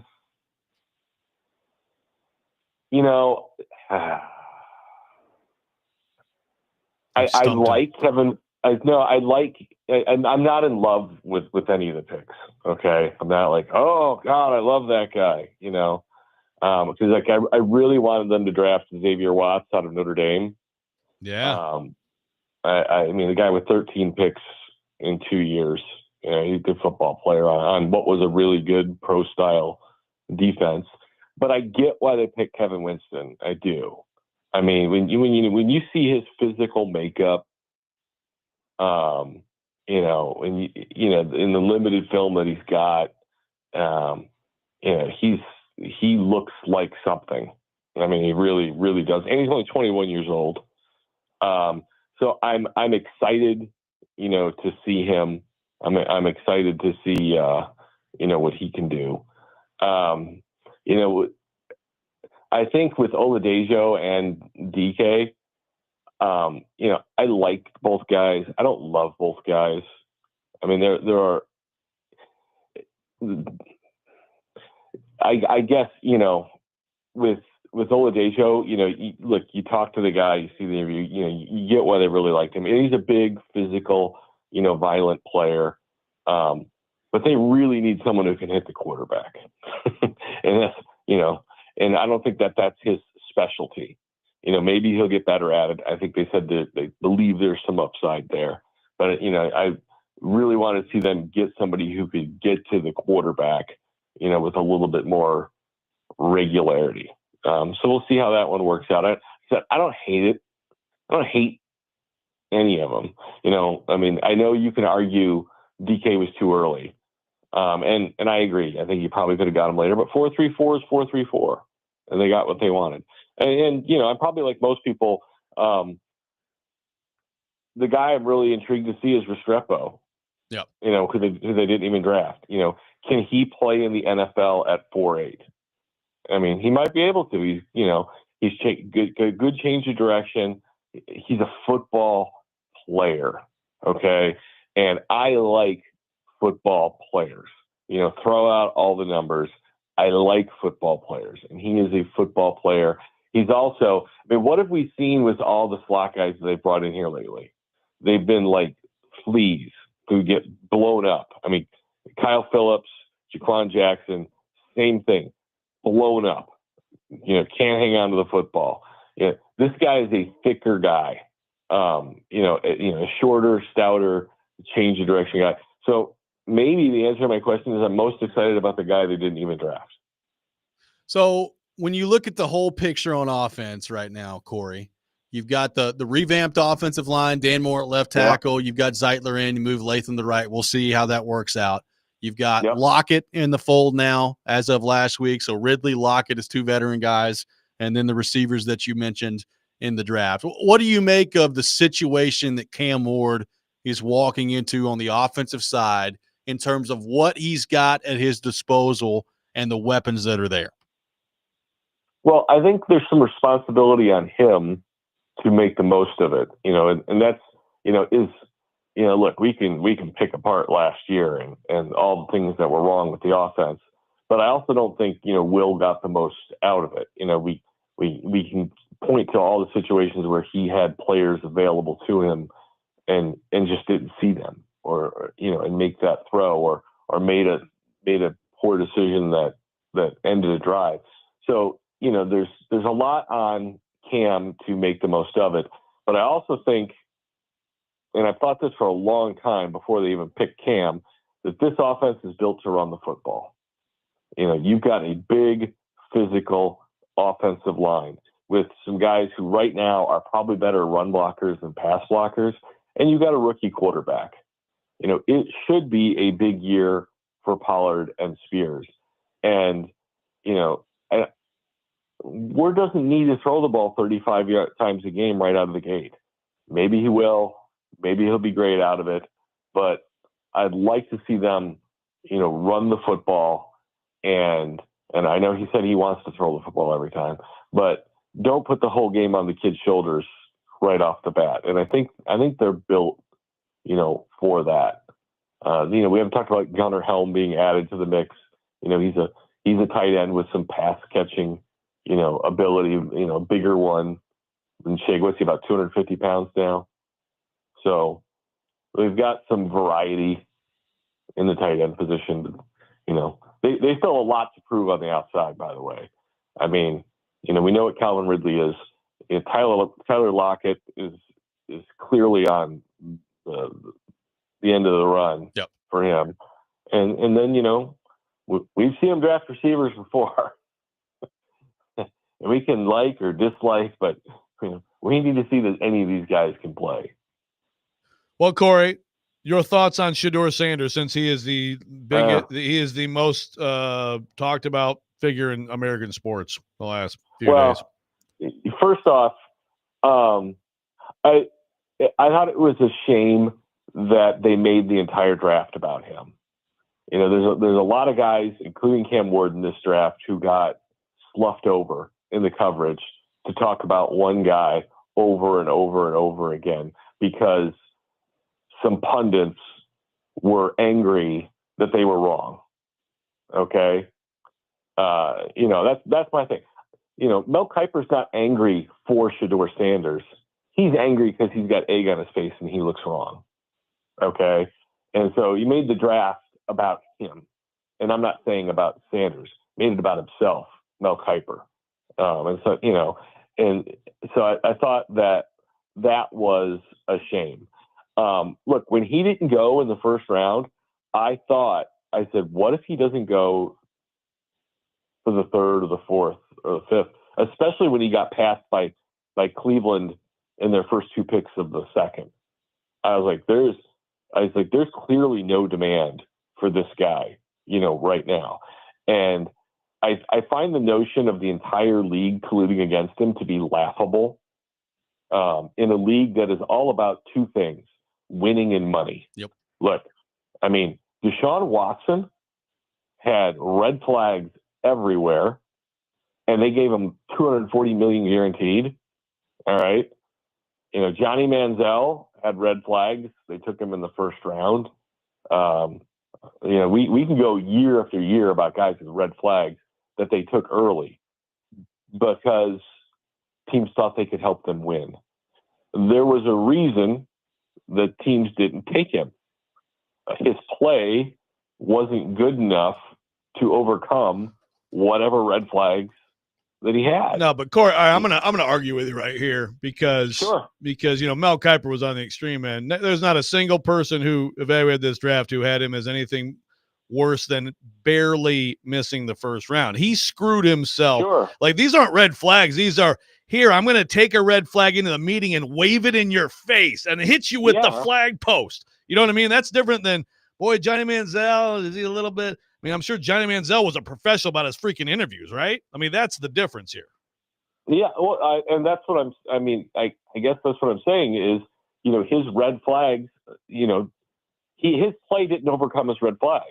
And his red flags got, I guess, brighter and brighter in the interview process. And so, I mean, look, do I feel sorry for him? Sure. I mean, it's embarrassing. It's disappointing. But like you're saying, and I agree with it, he didn't take advantage of his opportunity. He was entitled, and he doesn't have an agent, and so, did they get realistic feedback from teams in the draft process, with teams talking to his dad, Deion Sanders, instead of an agent? Probably not. And so I think they made a lot of mistakes along the way. And if you're going to be entitled, you better be really, really good. Because if he was Caleb Williams and he was, entitled like that, or if he was Andrew Luck and entitled like that, he's still getting drafted in the first round. Yeah. He is. Somebody's going to deal with it. But Agreed. He's not. He's not. He's a good player. He was a good college player. He wasn't invited to New York for the Heisman. And if his last name wasn't Sanders, number 2 isn't retired at Colorado. Okay? He's a good player. And he's got a chance to play some in the NFL. But he made his bed. And I'm not gonna sit here and just, oh, woe is me. It's the NFL. It's about winning and money. So nobody's colluding against you. And, the whole thing about not getting drafted in the first round, punishing him, only 32 guys get to go in the first round. All right? You have to be elite. And by the way, Jalen Milroe got invited to New York for the first round and didn't go to the third. And I don't hear any outrage over that. I don't hear anybody saying, why are they punishing Jalen Milroe? He wasn't good enough to go to the third round. It's that simple. And, Shedeur Sanders, is his talent better than the fifth round? Yes, it is. But he did other things that made people say, we don't want to work with this. And that's not punishing him. That's just reality. Look, Joe, you go into an interview with The Athletic or 102.5 The Game and act like an entitled jerk. You think they're going to hire you? I mean, Chase still did, actually. I came in and said, give me that microphone, Chase. But no, your point is well taken. It is well taken. Okay. Corey, last thing for you here. Sure. The city besides Nashville where you're most popular, definitely Duval down there in Duval. Jacksonville. That's the county. Duval. That's I know. I just had to say the name. Southernmost Georgia. I did point out it was Jacksonville. Southern Georgia. After that, Travis Hunter, the newest member of the Jags. Your thoughts on that move by Jacksonville to move up and get him, and how that affects the AFC South? Well, look, it's interesting because, he's obviously the biggest talent of the draft. You cannot argue with that. I would not have traded everything they traded for a non-quarterback. And also, by the way, they need more players than one. You could argue they got 2. They got one on each side of the ball. And I think, don't they believe he's going to be like the Shohei Ohtani of the NFL? They think he's going to be I think they do. Transcendent player. Like, if you're that convicted and you believe that, I think it's a strong move and you go do it. Whether or not I would have done it doesn't really matter. I would not have done it. I would have taken my picks because they had a lot of them and they need a lot of them. But if you think this guy changes the game, then go get him. He's Vontae Mack. He's special. So, they went and they got him. It's a lot to live up to. But I don't think that's going to bother him whatsoever. I think he definitely has, the makeup to it. And you know what? If he's excited to go play in Jacksonville, good for him. He's one of 100. He's a unicorn. There you go. I knew there'd be a shot at the end at some point. Corey Curtis, brought to you by Tennessee Men's Clinic, joins us every Monday morning at 8 o'clock. Corey, thank you, sir, as always.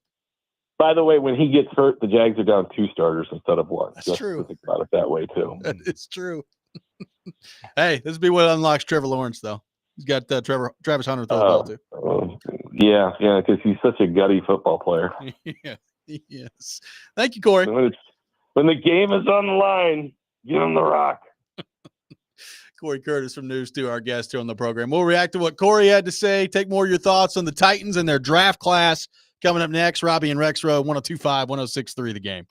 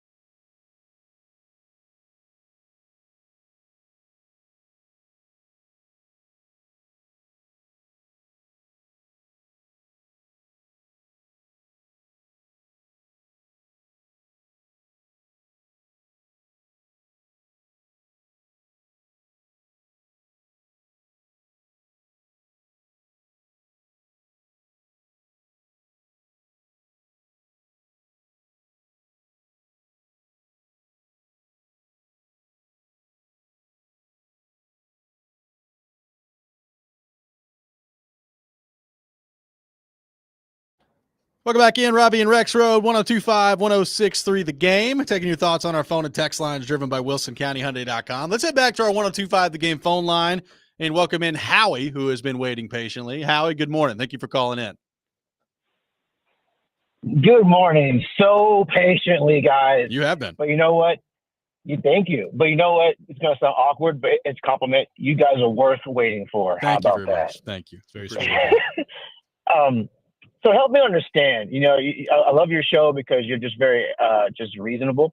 Help me understand just the Shedeur Sanders fall, because my main question just is just incompatible is that if he was ranked at one point so high on the pre-draft big boards, we saw Mel Kiper go insane, go nuts. Then what could he have said in those interviews to tank so badly? Because my question is simply this: with that question, as you help me understand this, is it fair to say that every NFL player has an ego because they're so good at something? So that's going to make an ego. So what could he have really said to trigger them so bad, every team, to make him fall so far? Just help me understand that. Appreciate it. And I'll be on the line. Thank you. Thanks so much. Well, a couple things on that. Just kind of my general takeaway, Joe. He clearly was not ranked that high by every team. Right. So there are differing evaluations on players. The highest big board we know of is Mel Kiper at 5, which is high. Right. So you're talking Mel Kiper and Dane Brugler and like all the draft analysts, and even those guys, those are different from NFL teams. Now they get a lot of their information from NFL teams, which I think is an important part of this conversation.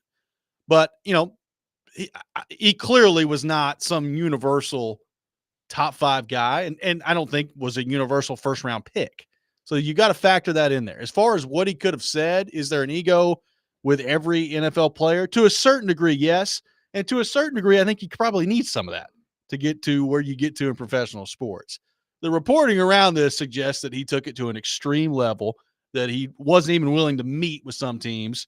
There's reports out there that he and Brian Daboll got into it with the Giants. Like, it did not. It seems like this is an extreme example of somebody absolutely lighting a match to their draft status in the interviews with the team.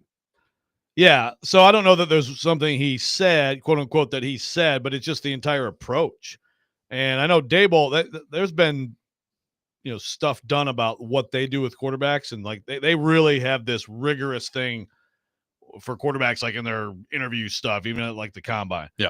And now why Shedeur wouldn't be serious about that one, I don't know. I don't know if that's what it was, but whatever it was, they didn't like him. They came away from that. Yep, no way on this kid. Also, we love Cam Ward, and we're going to offer multiple firsts to go get him. Right. So again, was it inflated media-wise that this was like going to be Cam Ward, Shedeur Sanders as who's going number 1? Yes.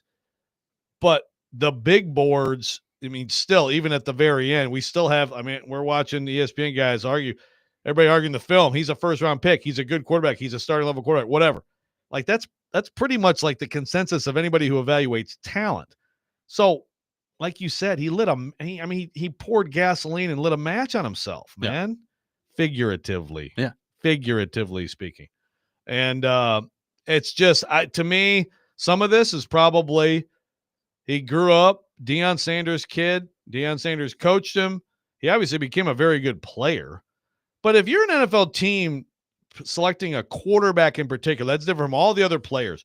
This is the person who's leading us. You are inspiring everybody else. You are the face and the voice of the franchise. And if you can't figure out this stuff and you're going to be this unserious, no, bye. And I think Corey's right. Like, if his talent was so overwhelming that then first of all, he would have been right. I think Caleb Williams was like that too. Wasn't Caleb Williams kind of like, I don't need to talk to you. Everybody knows he's going number one. Going number 1. Yeah. Like, that's what level of talent he is. This kid is not that level of talent. He's a good talent. But he seemed to believe that he was a Caleb Williams talent.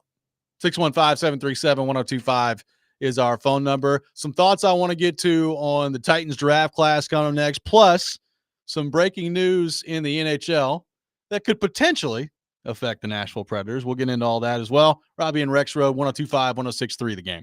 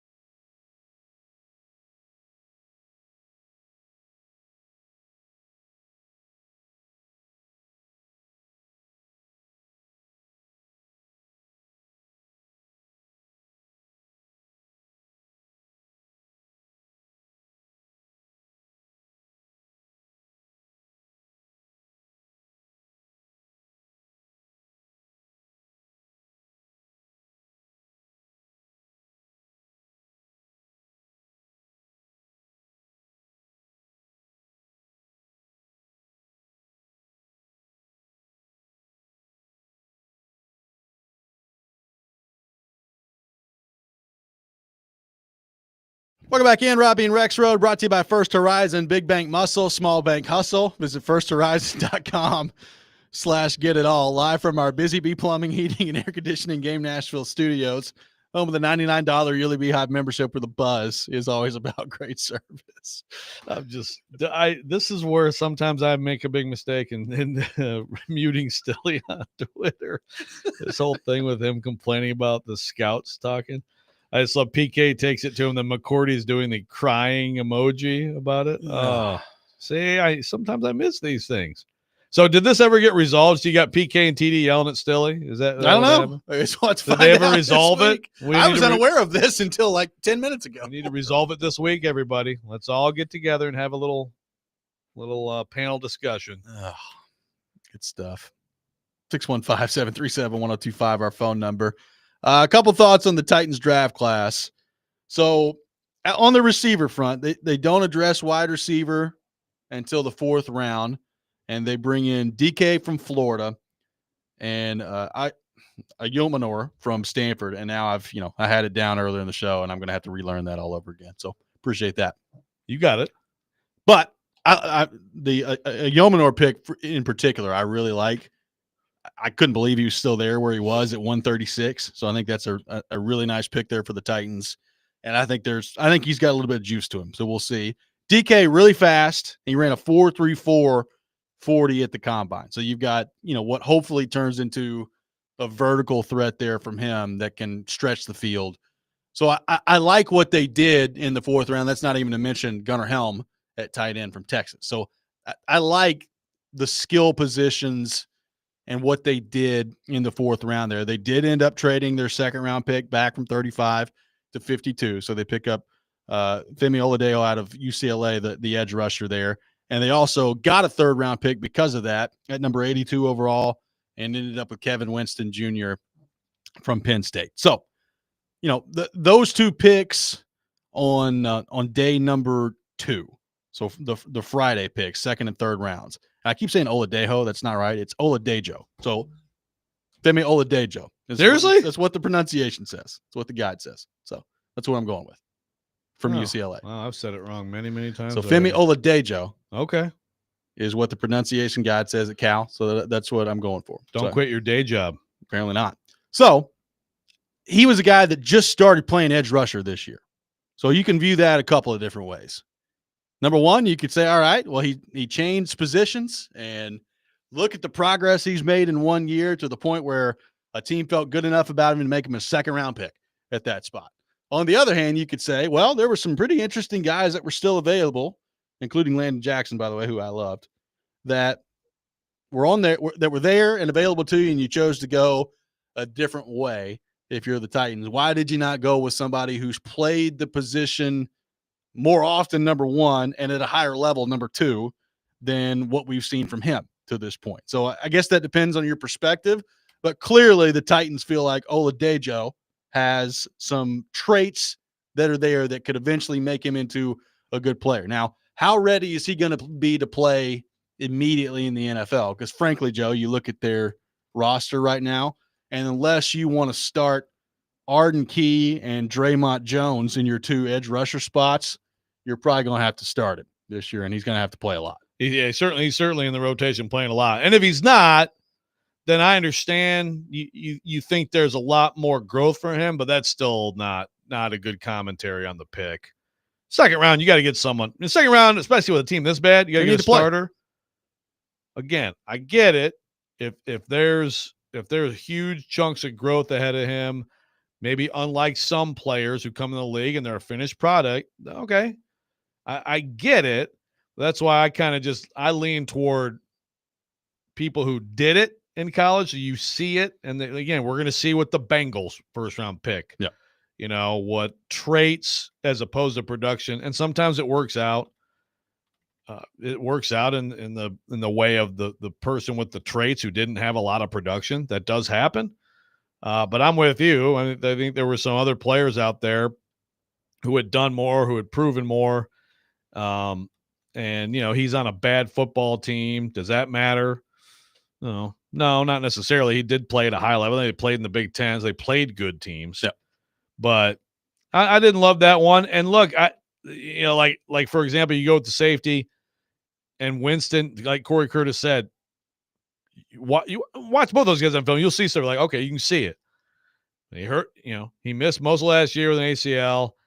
He's still not a finished product. Like, to me, Emin Wari, in the earlier could be like a dynamic star at that position, and you went this way instead.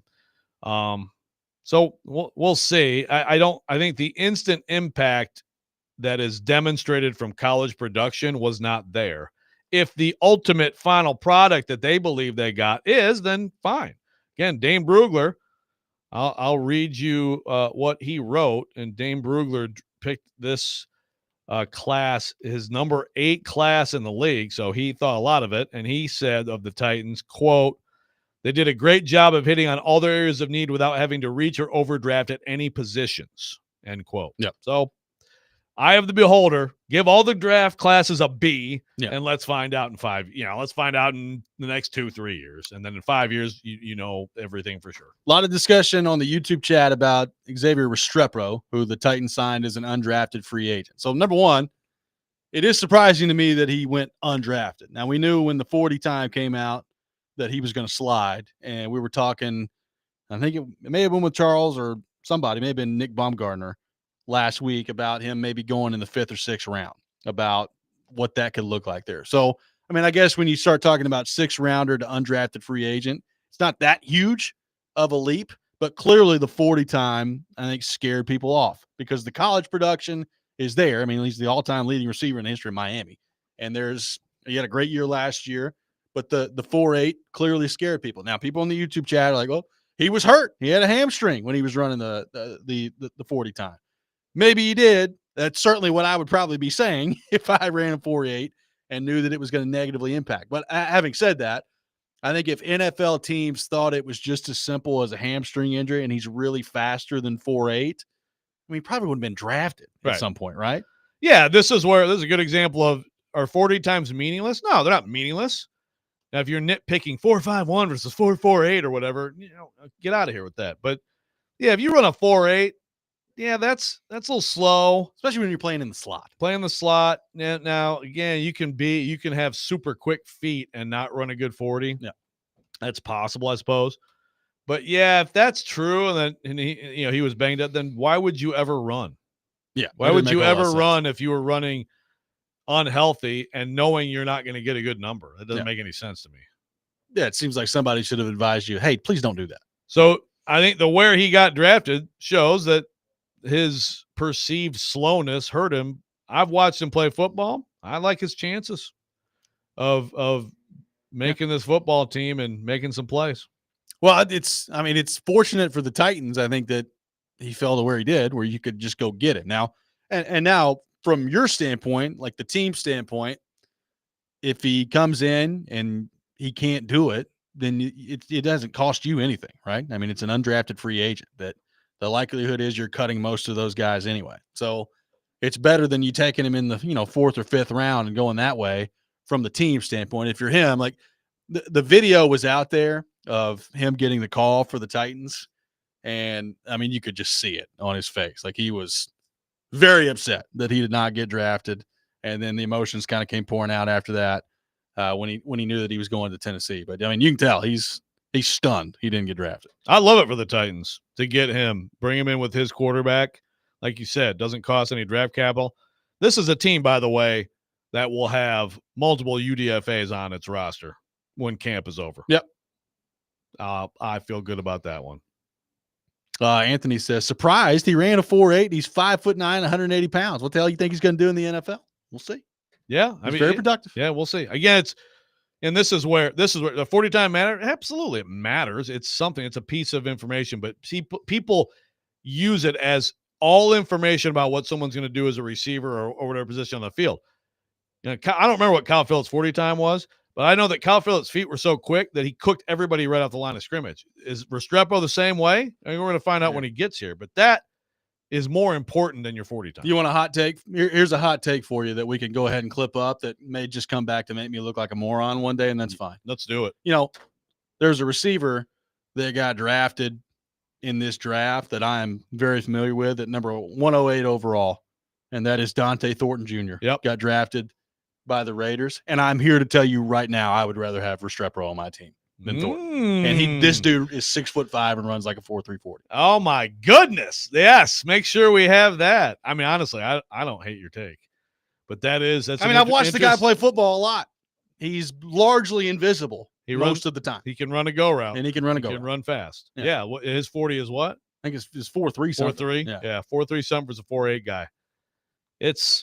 I mean, again, what was Jerry Rice's 40 time? I said it was 4.6, but I was wrong. It was 4.8.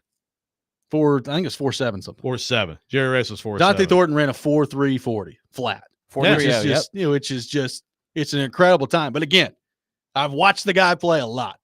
He's not much there in terms of production and being noticeable in football games. I'm with you. I can't wait. Let's watch this. So that one has a chance to be a special take. Let's put that one in. I can't wait until like first game of the year.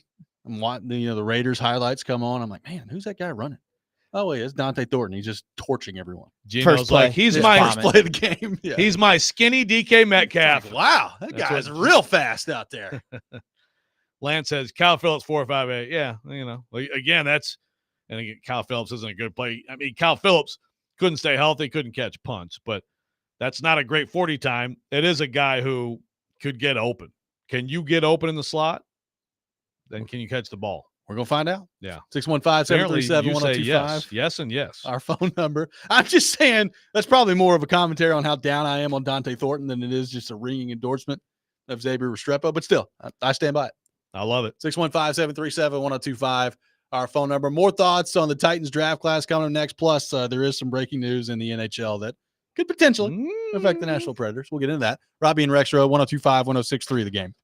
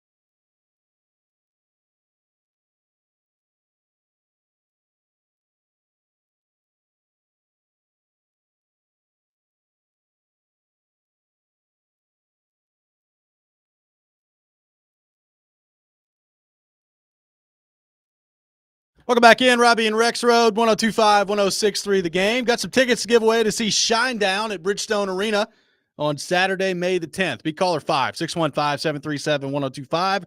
Caller 5 will win a pair of tickets to Shinedown at Bridgestone Arena coming up on Saturday, May the 10th. Taking your thoughts on our phone and text lines driven by WilsonCountyHyundai.com. Ben says Dante Thornton might cook a little more playing alongside Ashton Genty and Brock Bowers. We'll see. He might. I'm kind of with you. I'm Gino hit him deep. skeptical. I mean, look, his speed, it's not like he never made big plays at Tennessee, but like with his physical makeup, you expected more than what he gave at Tennessee. Yeah, just the health thing too is a big question. Restrepo, yeah, obviously, he was an undrafted free agent for a reason, right? Yeah. So what? I'm looking at ESPN. They've got all these weird clips from Quinn Ewers' draft room. The animals are insane. It's a lot of animals on the wall. Oh, thank goodness we couldn't go more than 5 seconds without Shedeur Sanders being on TV. There's a lot of Sanders on TV. There's some anger today we haven't really addressed, which is Titans fans with like Cam Ward. Like Cam Ward got screwed on the draft coverage and all that stuff. On Friday though. We did. Yeah, you're right. But I mean, even as the draft went on, there was not that much talk of the number 1 overall pick, right? Yeah. But I mean, I think he'll be okay. He got the number 1 jersey. He did. He got the number 1. He went jersey. number 1 overall. He's good. So take Cam Ward out of the equation. Your favorite pick for the Titans in this draft? A Yeomanor for sure. I agree. I thought he was a prime candidate for that top of the 4th round pick for the Titans. They go with the super speedy guy who, frankly, when the Titans picked DK out of Florida, I'm like, oh, Taywan Taylor part duh. But we'll see. He can return punts. And, so much of this is about developing players and turning them into good, productive players. Then you go Gunnar Helm in between and you get a Yeomanor at 136. I like that a lot. Someone has texted today about Jalen Royals. I like him too. He went quite a bit later than I thought. We were talking about him on Friday night. I'm sure he'll be great for the Chiefs. Yeah, of course. Of course he'll end up being like awesome for Patrick Mahomes. But a Yeomanor, as people have pointed out, 294-yard game against Colorado. Travis Hunter definitely was trying to cover him for some of those. So you feel, you like that little history going into years of rivalry. Take some of that Travis Jacksonville. Hunter. Yeah, watch out, Jacksonville. He's going to average about 250 a game against you. So be ready. You're going to get half of 1,000 just in the 2 games against the Jags. The That's AFC amazing. South has become way more intriguing. It's probably not going to turn into the quarterback paradise we thought about when it was Will Levis and Anthony Richardson and C.J. Stroud. It's like, wow, look at all these young quarterbacks in here. C.J. Stroud, Trevor Lawrence, Cam Ward, Daniel Jones. What an amazing division. Could be awesome on the quarterback front there. So interested to see how that plays out. But Travis Hunter makes it pretty interesting. I really like the Tyler Warren pick for Indianapolis, so we'll see how that all plays out. Joe, some news to get to in the NHL, and we will get into this broader conversation more as the week goes on here. Mike Sullivan, who has been the longtime head coach of the Pittsburgh Penguins, has been fired. They have parted ways in Pittsburgh. So he is out there, and he is available. We have still not heard from Barry Trotz as it relates to Andrew Brunette. Again, we had a lot going on last week. The NFL draft was in full swing, so we didn't really get to this. Trotz was supposed to originally speak last week, and he didn't. And there's still no word as to when or if he is speaking this week. So I would assume he probably is. We're getting close to probably need to make a decision here. But we have not yet heard from Barry Trotz, and now you have a very accomplished Stanley Cup winning head coach that is out there and is available. So we'll see what that means on the Andrew Brunette front. Well, you brought him up weeks ago, and we've kind of been waiting on it. And it looked like, maybe it's not going to happen. Now it's happened. Yeah, I have no idea if that's something that would, like, Barry Trotz is about to have a presser to tell us that Andrew Brunette's coming back, and all of a sudden, hold on.